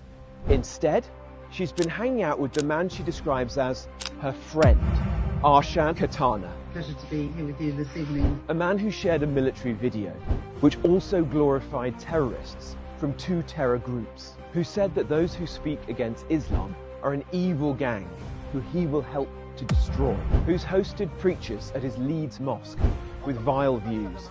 One said we shouldn't use Google because it's run by the Jews. Another is infamous for supporting a despicable Islamist murderer. Arshad has shared conspiracy theories about 9/11 and an international lending mafia backed by Zionist Rothschild criminals. He's called for revenge against India and for everyone to get together and finish these evils on earth. And he said he would only support Reeves and Labour if they do what I demand. Why is Reeves friends with this man? Why is she hanging out with him time and again since 2010? Why is she asking his views on foreign policy? And why is she going round to Arshad's house as Chancellor for lunch? Shouldn't she be focused on getting your bills down and bringing back good jobs? A reform government won't be for people with views like Arshad's. Will be for you. So that's the video, to all intents and purposes. Basically, he's asking questions, Robert Jenrick, about Rachel Reeves' questionable friendship with the chairman of a mosque in Leeds, whose name is Arshad Khatana. He says that this man has the most abhorrent and shocking views. Why has Rachel Reeves been friends with this fanatic for over a decade? Basically, he says that 1 in 4 people in Leeds aren't working. You'd think the person in charge of our economy would be focused on fixing it. And he said this is a man who shared a video about the Pakistani military, which also glorified terrorists from 2 terror groups, who's also said that those who speak against Islam are an evil gang that he will help to destroy. He's hosted preachers with vile views at his Leeds mosque. One said, we shouldn't use Google because it's run by the Jews. Another is famous for supporting a despicable Islamist murderer. Well, it's an interesting question that he asks. I don't know whether Rachel Reeves will respond to it. I don't know whether she has responded to it. We'll see. He's basically saying that she's friends with this guy. And why is she friends with this guy? Why does she go around to his house for lunch? Why does she ask for his views on foreign policy? Shouldn't she be focused on getting the unemployment that she's caused and taxes she's raised down? These are all interesting questions, I'd have to say. I've never come across this guy before. I've never seen him before. I don't know who he is. But clearly, I think Rachel Reeves has questions to answer. And tomorrow, of course, she'll get up in the House of Commons and she will be delivering her sort of, shall we say, biannual budget address. Ruth says, Mike, Widders should be a weekly guest. Well, Widders is a weekly guest, and I'm delighted to say she joins me now. Anne Widdicombe is here. Anne, very good morning to you. Good morning to you. Thank you very much indeed for joining us. I mean, obviously, we'll get on to what's going on in the Middle East very shortly and what's happening there and how useless this government is at apparently dealing with it. But let's talk a bit about this Robert Jenrick video that's just gone out, talking about Rachel Reeves, Bezzy mate, this bloke called Arshad Khatana. I don't know what she's going to say about this. He's accusing her of knowing this guy and being friends with this guy, who seems a pretty abhorrent character, for a long time. Well, I mean, it's ironic.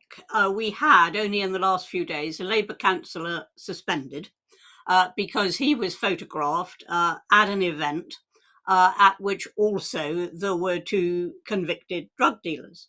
And this has been held against him. Now, he was a guest, just as they were guests. He wasn't the host. He didn't invite them. And yet that has been held against him. And then we have the Chancellor, of all people, not just casually happening to sit next to people at an invited event, but actually pursuing a friendship over a decade, apparently, with somebody who effectively glorifies terror. Now, that is a double standard. That really is a double standard. So is the Prime Minister going to question Rachel Reeves about this friendship? And it does seem odd, doesn't it, that the Labour government has so many connections with questionable characters, but also that their foreign policy appears to be fashioned by those friendships, because we watched Keir Starmer with some incredulity over the weekend, getting up and saying really nothing of any substance at all, other than the most important point that he wanted to make: we did not take part in any way in these strikes against Iran. And when John Healey, the Secretary of State for Defence, appeared on morning television yesterday, he refused to say whether he supported or whether the government supported American action in the Middle East. Yeah, I mean, it is completely pusillanimous, and it is done with one eye, quite honestly, on the Muslim vote in this country, and with one eye on, particularly on, the pro-Palestinian people. That is what they're trying to appease. Now, you can't do that. If you've got a situation of actual war, which we do now have with Iran, if you've got that situation, then you've got to be on one side or the other. You can't just sort of, try and fudge it. And what I can't believe is that one moment the Prime Minister is saying, no, you can't, saying to Trump, no, you can't use our bases. And the next moment he's saying, yes, you can. And by the way, we support you. Now, we need to know, it's probably asking the impossible, but we need to know where Starmer and where the government stands on this war. Yes, we do. And surely it makes sense, does it not, for them to just come out and say, we stand with America. You know, the Americans have done it. The Canadians have done it. You know, Starmer normally likes to hang around with the leaders of those two countries because he thinks he's kind of, you know, centre-left. But he's so scared, it would seem, of the Muslim vote. And perhaps because of the fact that, you know, they got completely slaughtered by the Greens up in Gorton and Denton, that he can't say it. And I find that really, really embarrassing. Gorton and Denton should have shown him where he was going wrong, because it's nothing new that he's trying to appease extremists. There's nothing new about that. And Gorton and Denton should have sent him this big message, which said, actually, it doesn't pay. The vote has simply gone somewhere else. You know, you're not getting what you think you're getting by cozying up to these people. Now, that is the lesson he should be learning, but he won't, because Starmer is just unable, and I mean, we've seen it over a long time now. Starmer is just unable to take a position and to stick to it. The instant anything goes wrong, he changes position completely. And I just hope he doesn't decide to change it again in the course of this war. Well, it's very clear, is it not, Anne, that during the course of the planning of whatever happened this weekend, we were not a party to it, and that we are no longer considered to be, by the USA anyway, you know, trustworthy allies.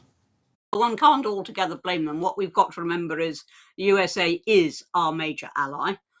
It is very, very much the senior partner in NATO and has kept NATO going for a very long time.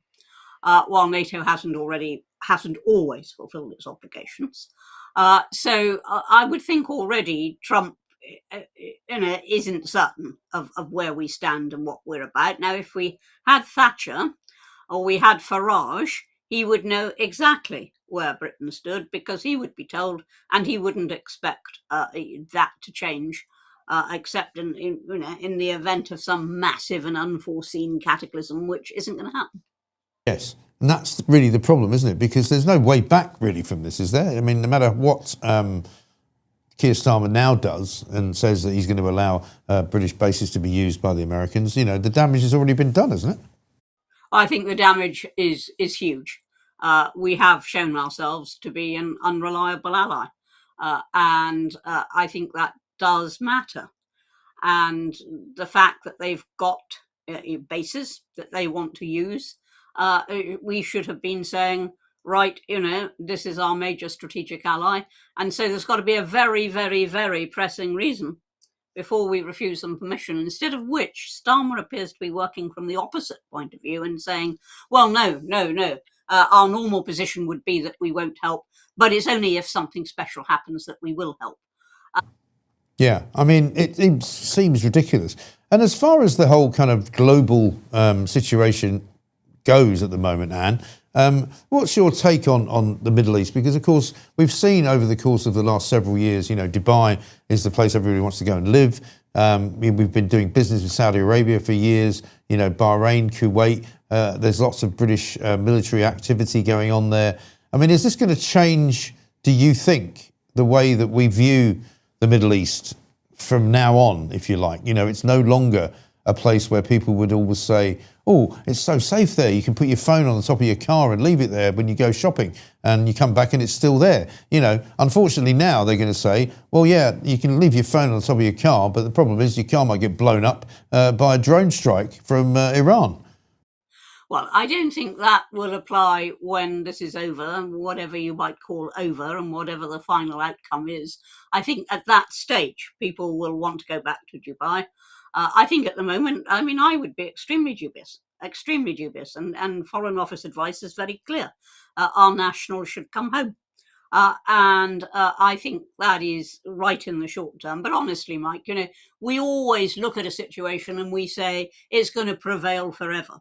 And it never does. So I would just wait and see.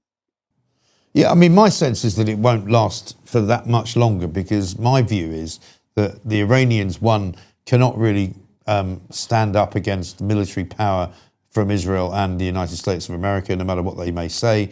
I think there's going to be economic pressures brought to bear by not just the insurance markets at Lloyd's over tankers and oil and all of that, and market prices of energy, but also I don't think the Gulf states like Dubai will want to be economically damaged by a sort of long-running conflict. They'd rather see it come to an end, as you say, and just get back to normal life and say, you know, we want to attract investment, we want to attract foreigners to come and live here, and that's not going to be the case if you can't fly in and out, for heaven's sake.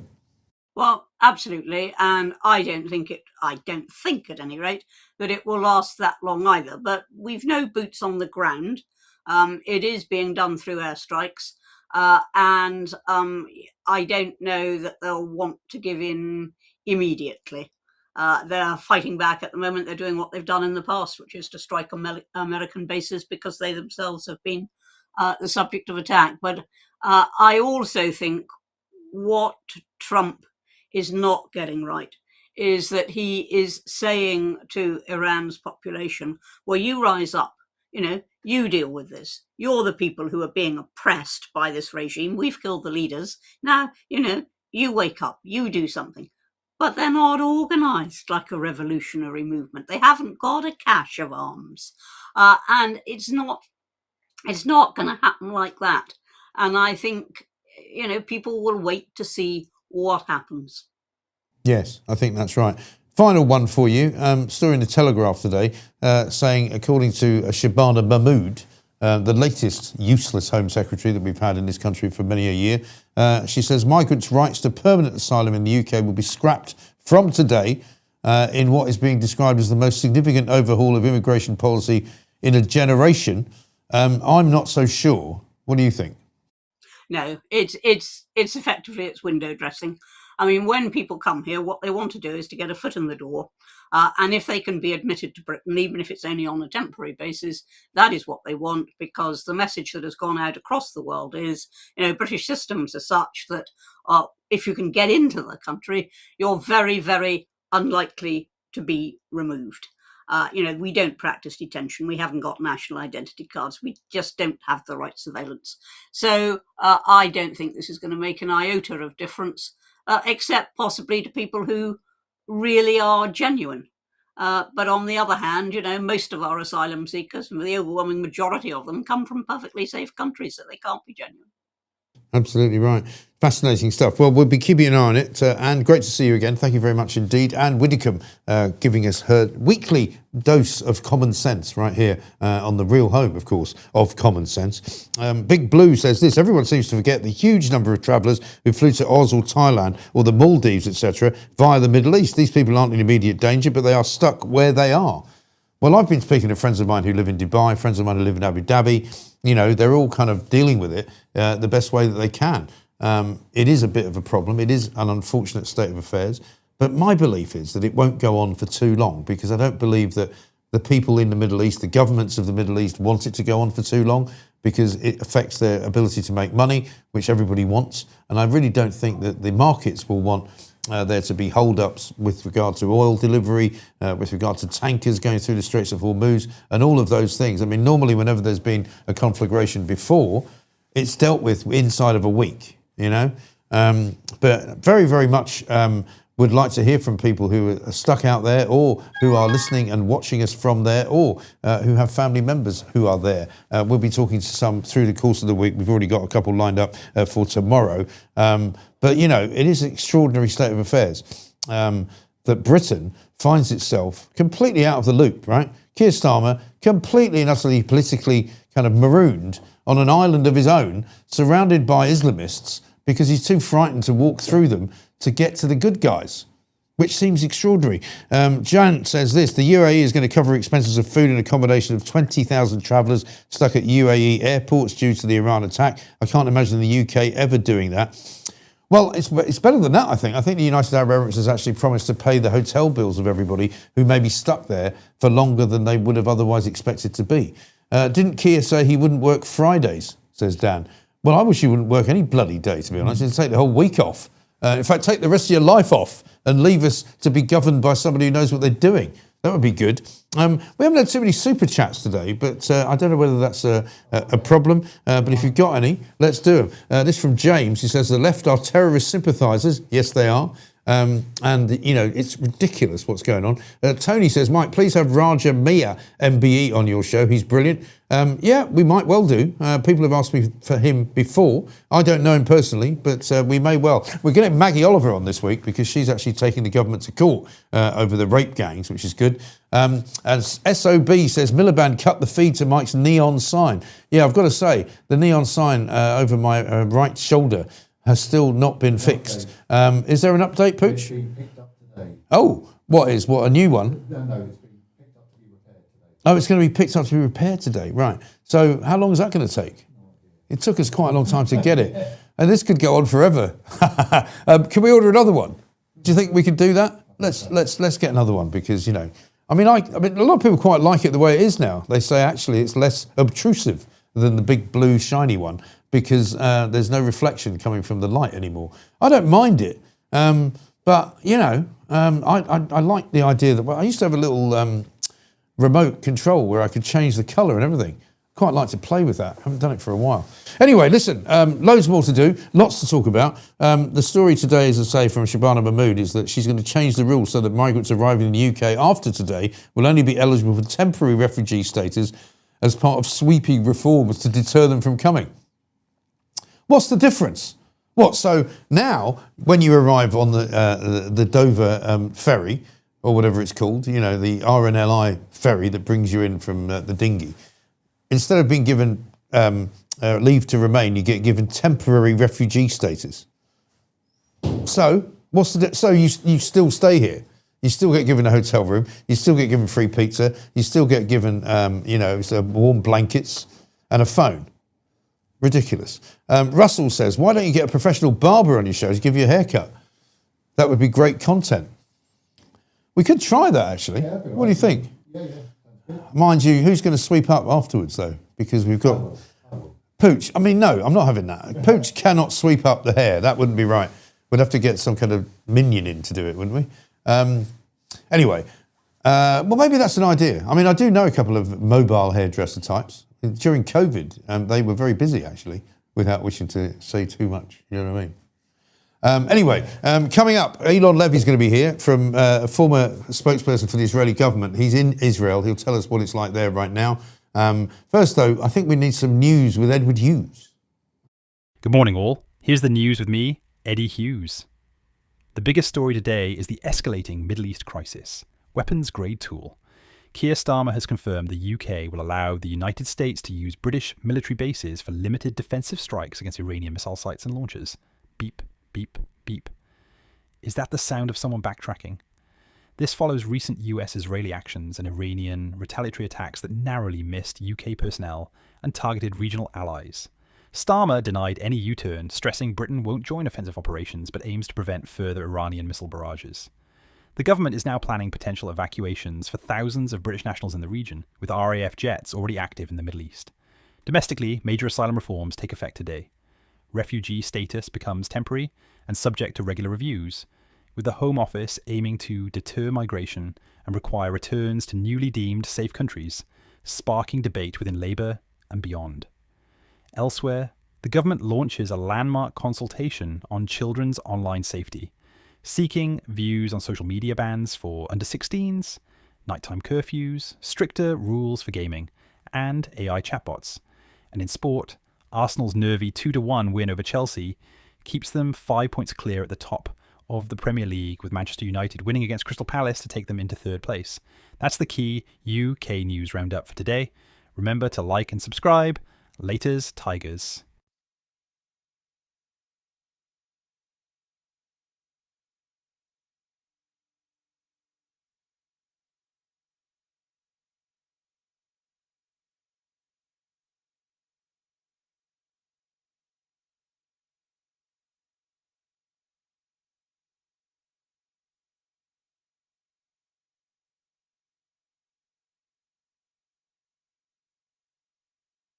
Be open, particularly if he works for the NHS. He'd probably kill me, even if he didn't know who I was, by accident. Anyway, Let's talk to Elon Levy. Coming up next, though, it's Pooch's Pooch after this.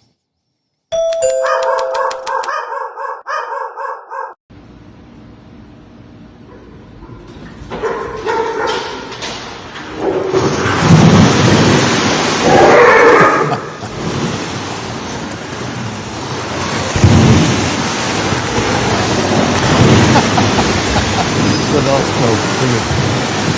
Fantastic.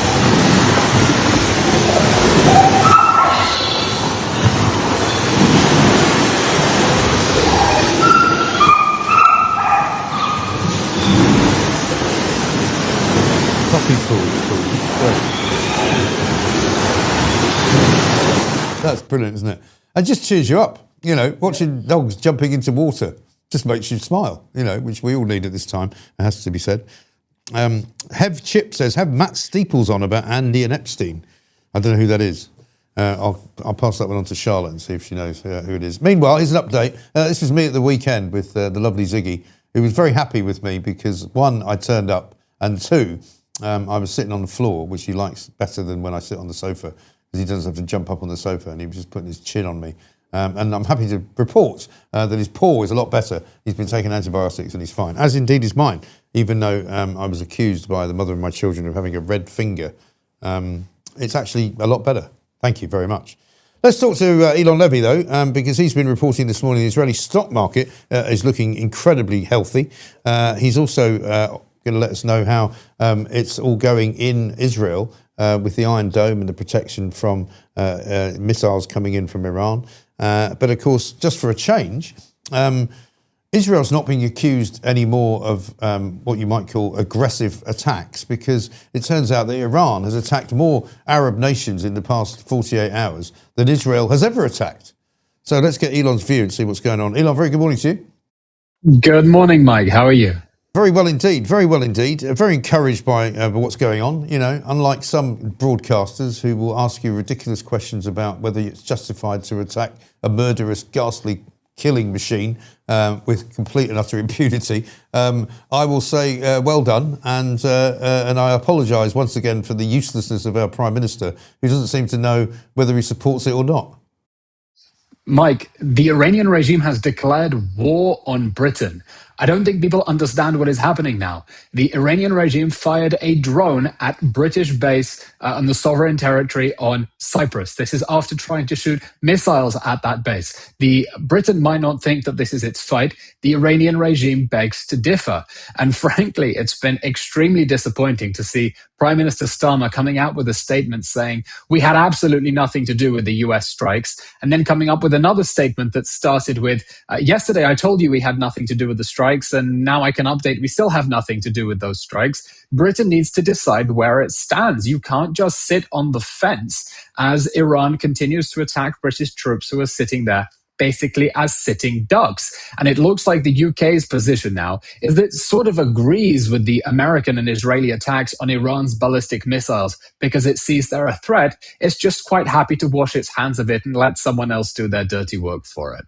Yeah, I mean, it's worse than that in a way, isn't it? Because I think I saw a description of the attack on Cyprus as, you know, it was a sort of an accident. The Iranians weren't targeting Cyprus. They weren't targeting British troops or British installations or British people. They were sort of just generally firing things in that direction. And you're kind of going, sorry? Why are you bending over backwards to try to not blame Iran for being murderous bastards? Cyprus is 1,000 miles away from Iran. Believe me, they weren't firing at dolphins off the coast of Limassol. This was a deliberate act of aggression by the Iranian regime against sovereign British territory. And the British people need to understand, sometimes you don't pick the fight picks you. The Iranian regime is a threat to the whole world. In the last few days, it has declared war on the entire Middle East, shooting drones and missiles at hotels and malls and homes all across the Gulf, Dubai, Qatar, Kuwait, Oman, all over the region. It is totally out of control. And that's why Israel and the United States are taking the very bold action that the Starmer government can't decide whether it supports or not, to take this regime down a notch and give the Iranian people the bold, brave Iranian people a chance to rise up, take their country back, and enjoy the freedoms that you and I take for granted.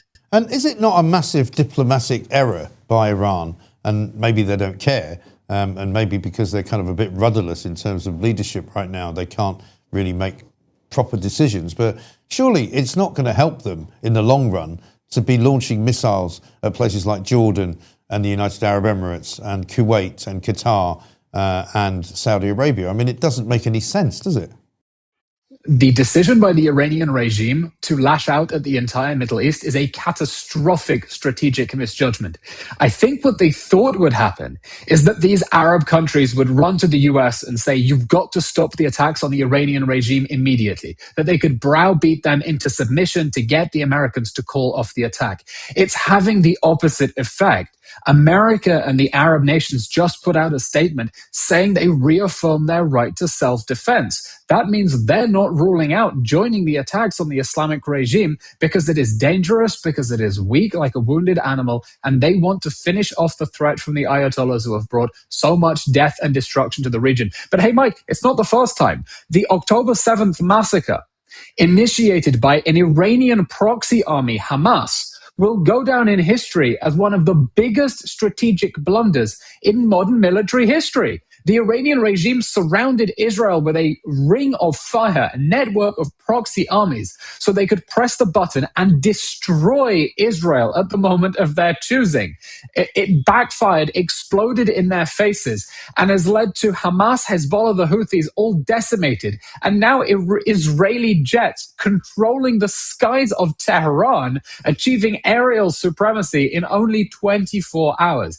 Everything in the last few years from the Iranian regime has been one strategic miscalculation after the other, and it's clear we are not dealing with a rational actor. We are dealing with a fanatical, fundamentalist regime that worships death and destruction. And I only wish that Britain understood the extent of that threat. I think many British people understand it. I don't think the British government does. The British government doesn't understand why they lost a by-election in their fourth safest seat in the country. Never mind, what the British people actually want from them. But more interestingly, though, for me, what is going to happen in Tehran over the next few days? We've seen Russia and China making noises at the United Nations, saying they want to discuss what's going on, because clearly that's the kind of axis of evil, if you like. We know that the Russians and the Chinese are buying the oil from Iran, shipping it over to China. We know that there is a sort of, if you like, an unspoken agreement between those three countries that they must stand up against what they would call the West and possibly Israel as well, in terms of anything that the West and Israel might want to do. But what's actually happening in Iran? Who's running it? And how soon could it be before there's nobody running it? By the way, if we're talking about the British government's complete lack of understanding about what is happening, can we talk about Emily Thornberry's historically illiterate, tone-deaf tweets claiming that wars are always resolved through negotiations? This is the head of the House of Commons Foreign Affairs Committee, who seems to have forgotten that Britain owes its freedom to total victory over Nazi Germany, which surrendered unconditionally and submitted itself to Allied occupation. Thank God Winston Churchill didn't say, well, we have to negotiate our way out of this mess. He saw a threat to the free world and he fought it instead of trying to kick the can down the road. And that's where we are now. They think there is a diplomatic solution to a regime that swears death to America, death to Israel, death to England, death to everyone who doesn't agree with us, that hangs gay people from cranes and beats up women in the street for leaving their hair uncovered. It is simply unfathomable. Now, as for what's happening in Tehran, well, in the opening strike, Israel took out over 40 senior Iranian regime officials. We killed the supreme leader, the tyrant of Tehran. That's why Iranian exiles were celebrating outside Downing Street yesterday, by the way, singing the Israeli national anthem to say thank you for killing Khamenei. We took out the head of the Revolutionary Guards, which the UK is still dragging its feet on prescribing as a terrorist organization while Israel is busy flattening the commander. Took out the head of the Iranian army. The Iranian Supreme Leader's advisor, the entire top brass. President Trump said, I don't know whether half joking, that there are several people who might take over Iran, but they too were killed in the opening strike. And President Trump is now telling the Iranians, because this is a joint US-Israeli offensive, you have two options: surrender or die. Lay down your arms and receive total immunity or face certain death, and it won't be pretty. Quote from the United States president, end quote. So I think the United States is looking for someone who can either negotiate an agreement that will end Iranian aggression, or here's the point. Israel and the United States are creating the conditions for the Iranian people to rise up and take their country back. We all saw just a few weeks ago how the Iranian people took to the streets chanting death to the dictator, and they were slaughtered in their tens of thousands, and no one came to save them. And world leaders paid lip service about supporting the Iranian people and threw them under a bus. Well, now Israeli fighter jets control the skies of Tehran, so I'd like to see you try. The Iranian people are going to be given a chance to take their country back, and I hope if they can form a free, democratic Iran, I have no doubt it will be a powerful, prosperous country that will be at peace with Israel, peace with America, peace with Britain, and one of the most incredible countries in the region and the world once they get rid of the tyrants who have immiserated them for nearly 50 years. And an incredible story that I have to ask you about, and I don't know whether you can tell us whether it's true. I read over the weekend, and I've mentioned it on the show already this morning, that apparently Mossad spent the last several years infiltrating Iran with groups of people who masqueraded as doctors and dentists, who probably were doctors and dentists, but while they were there, treating various members of the government, various sort of high-up military figures and sort of the elites, if you like, of Iran, they basically planted tracking devices inside their teeth, in other parts of their bodies, etc. And so that made them able to know exactly where these people were when they decided to take them out. Similar to the Hezbollah pager story, it's Mission Impossible stuff. Incredible, if true. I have no idea whether the doctor and dentist story is true or just rumors on Twitter. I mean, I wouldn't be surprised if it is true, because it's clear that Israel has completely penetrated the Iranian regime in terms of intelligence. I mean, Mahmoud Ahmadinejad, the former Iranian prime minister, who may or may not have been killed yesterday, gave an interview recently in which he said that Iran had set up a unit to find Mossad spies, and then it turned out the head of the unit was a Mossad spy, and so were 20 people working underneath him. So it's clear Israel has spent years penetrating the regime because it understands that this regime is an existential threat. And you know, the fact that such a story straight out of sci-fi sounds completely reasonable and logical just tells you how much Israel has managed to inspire people around the world with its truly James Bond type of daring do against the Iranian axis. I mean, there's been no doubt, though, that as you said, the ring of fire that was supposed to surround Israel from Lebanon to Gaza to all sort of masterminded by Iran has all gone horribly wrong. The Israelis have been too clever for them in the end. Yeah, that ring of fire has been completely dismantled. This is not the war the Iranian regime was expecting. It thought that it could build a nuclear bomb and Israel would be powerless to stop it because they could launch missiles from Gaza, Lebanon, and Yemen at the same time, and that would leave the Iranian regime free to build a nuke.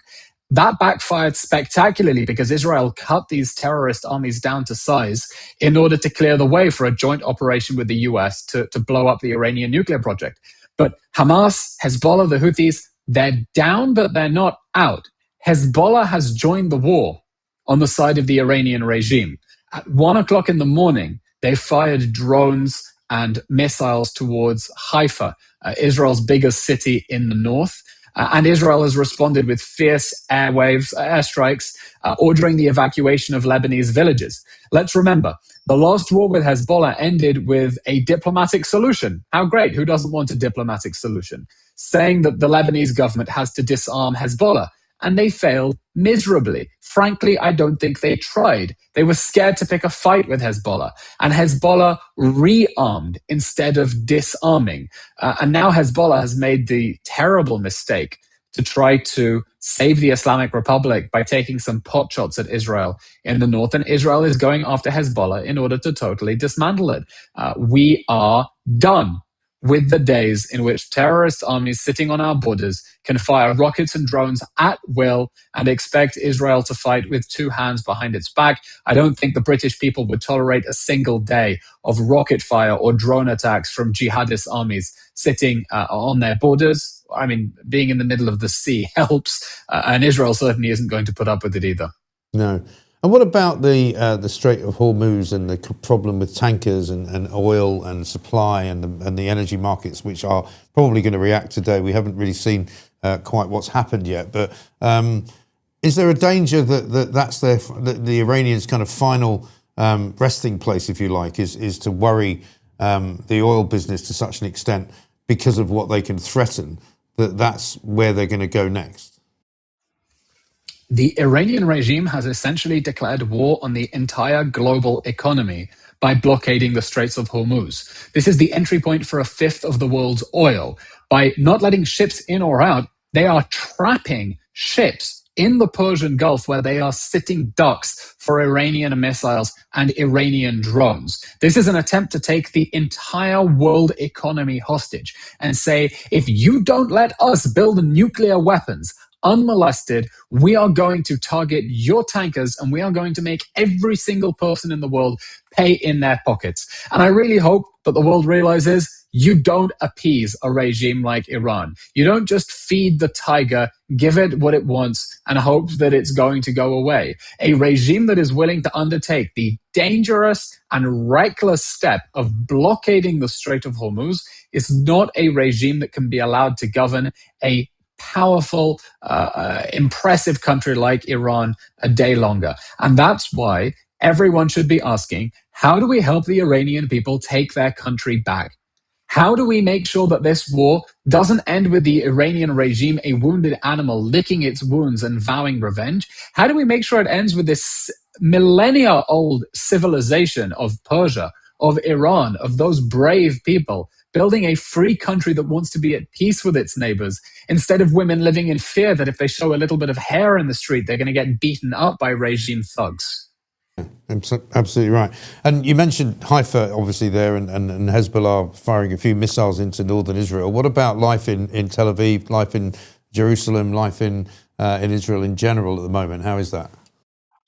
Morale is high. We have been running in and out of the bomb shelters for the last 2 days. The rocket sirens have been non-stop. Some people are sleeping even in underground stations, just like in the Blitz, seeking shelter from the missiles, because this is dangerous. Some of the missiles are getting through. One hit a building in Tel Aviv the other night and killed 2 people. Yesterday, an Iranian ballistic missile scored a direct hit on a bomb shelter and killed 9 people. It wiped out a whole family. This is a very serious, deadly threat.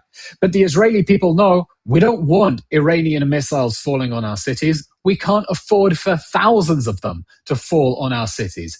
And that's why people are saying, keep calm, carry on, stiff upper lip. When there's a siren, you run for shelter. You know where the nearest shelter is. You stay calm. You stay there until the emergency services tell you that you can leave, because our army is doing a really important job in taking apart the bad guys and making sure the region and the world are going to be safer for generations to come. Elon, great to speak to you. Stay safe, obviously, where you are, and good luck. Best of luck with it. I mean, you may not have Starmer support, but you certainly got mine. Unfortunately, I'm not sitting in Downing Street, but there you are. Thank you, Mike. To see you. Elon Levy, former prime ministerial spokesperson for the State of Israel, now podcaster, of course, as well. Great guy, really, really good. Some fantastic super chats and comments coming in. This one from Sue. Please, oh please, will somebody take charge of our country? Our government needs to get a grip. Well, you would think so, wouldn't you? I mean, I haven't checked actually this morning yet, but shall we have a quick look to see whether old Starmer has put his first lie of the day out? Because he's been very, very, shall we say, taciturn on Twitter of late, because he doesn't like the idea that he has to actually give an opinion on what's going on. Let's have a look. Where are we? Starmer. Hang on, that's not coming up. Starmer, here we go. Keir Starmer, let's see. My update on the situation in the Middle East from 12 hours ago. My statement on Iran from 1 day ago. 4 days ago, I promised to bring bills down and I meant it. So in 4 days, he's done 3 tweets. Normally, he would do about 4 tweets a day.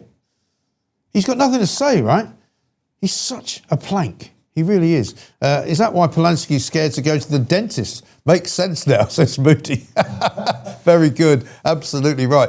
He would never know if you he could put an implant the size of a tooth in his face, couldn't you? And there we go. No, that's the other tooth. Mike, how about a daily Mike Graham lookalike slot? Maybe then get them into the studio to do 5 minutes. I think that's the worst idea I've ever seen. 5K haircut time, says Alison. Yeah, we've got 5.3K likes on the live chat. So yeah, I guess I'm going to get a haircut, which kind of saddens me because I quite like my hair long. Did Ziggy enjoy the stick you had on your table a few weeks ago? Yes, Tony. In fact, if you were on the Substack, you would have seen. I think we might have put it out, generally speaking, as well, but certainly on the Substack, the stick that Pooch's dog gave to Ziggy, I gave to Ziggy, and he was very happy with it. In fact, he ran off into the garden and chewed it for quite a long time. So he was very much up for that. And we showed you a picture of Ziggy earlier. Also, I've got a great picture from Luce, who sent this in. When you were playing, Pooch, you'll like this. When you were playing the dogs jumping into the pool, right? Luce has got a dog who's up on his hind legs watching the dogs jumping into the pool, which is brilliant. I don't know if we probably haven't got time, but maybe I'll send it to you and we'll play it tomorrow maybe, unless you can. Can you do it that quickly? Can you do it really quickly? All right, let's have a look if we can. Hang on a second, let's go. Mike, oh, hang on, that's not it. You want the live studio one, don't you? Yeah, live studio, there you go. Luce hasn't told me what the name of the dog is, but yeah, can you see it? He's like watching the dogs jumping into the pool, obviously wishing that he was also, look at that. Isn't that brilliant? It's brilliant. It's fantastic. So not only have we got the biggest breakfast show on YouTube, watched by humans, we're now getting watched by dogs and cats. And actually, I sent a thing in. Obviously, it didn't translate, but I got sent something the other day on animal, sort of what we might call Animal Farm on the show, of a chicken who appears to be in its when it does its kind of crowing, appears to be saying Mike. It's quite funny. We'll do it tomorrow, maybe. Anyway, listen, we've come to the end. It's 9:30. We've come to the end of the show. Keep watching because we're going to put out Plank of the Day a little bit later on. We might do a little meltdown for you as well. Don't forget, of course, Plank of the Week coming up at the Thursday, going out on Friday night. Plonk of the Week, which went really well this week. We're going to put that out Saturday. What else have we got going on? Anything else going on? A few problems with the sound today, which Pooch has been valiantly trying to fix. Also, Lou says, oh, it's Nala. The dog's name's Nala. It looks like a French bulldog, I think. Lovely. Thank you, Luce, for that. Dog of the Week, Mike. I'd love that. People can send in photos of their dog. What a good idea. That's from Lord Viking. Let's do that. Dog of the Week.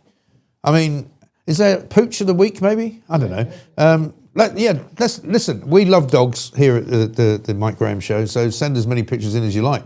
Send a few videos in if you want to, because, you know, even if I didn't want to put them on, Pooch would insist, because, you know, that's his thing. He loves dogs more than he loves people, as most of us do, I think. Anyway, listen, if you are watching in the Middle East, if you're watching in Dubai, do keep abreast of my social media channels. We'll try and keep you updated with all the things that we can tell you about, all the information that we can give you. We're going to finish up with this.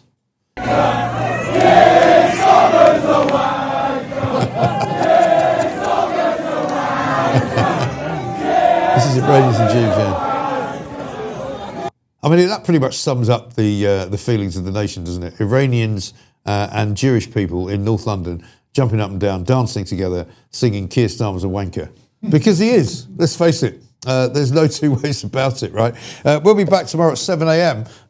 Much, much more to do then with another huge crop of great guests, I think, including Maggie Oliver. We'll be talking to a couple of people in Dubai as well, and we'll keep you updated as best we can. throughout the course of the day. If anything happens, we'll let you know. Thanks for watching. This is the Mike Graham Show. We'll be back tomorrow morning. Don't be a plank. Remember, despite all of the others out there, it's always the others. Don't be a plank.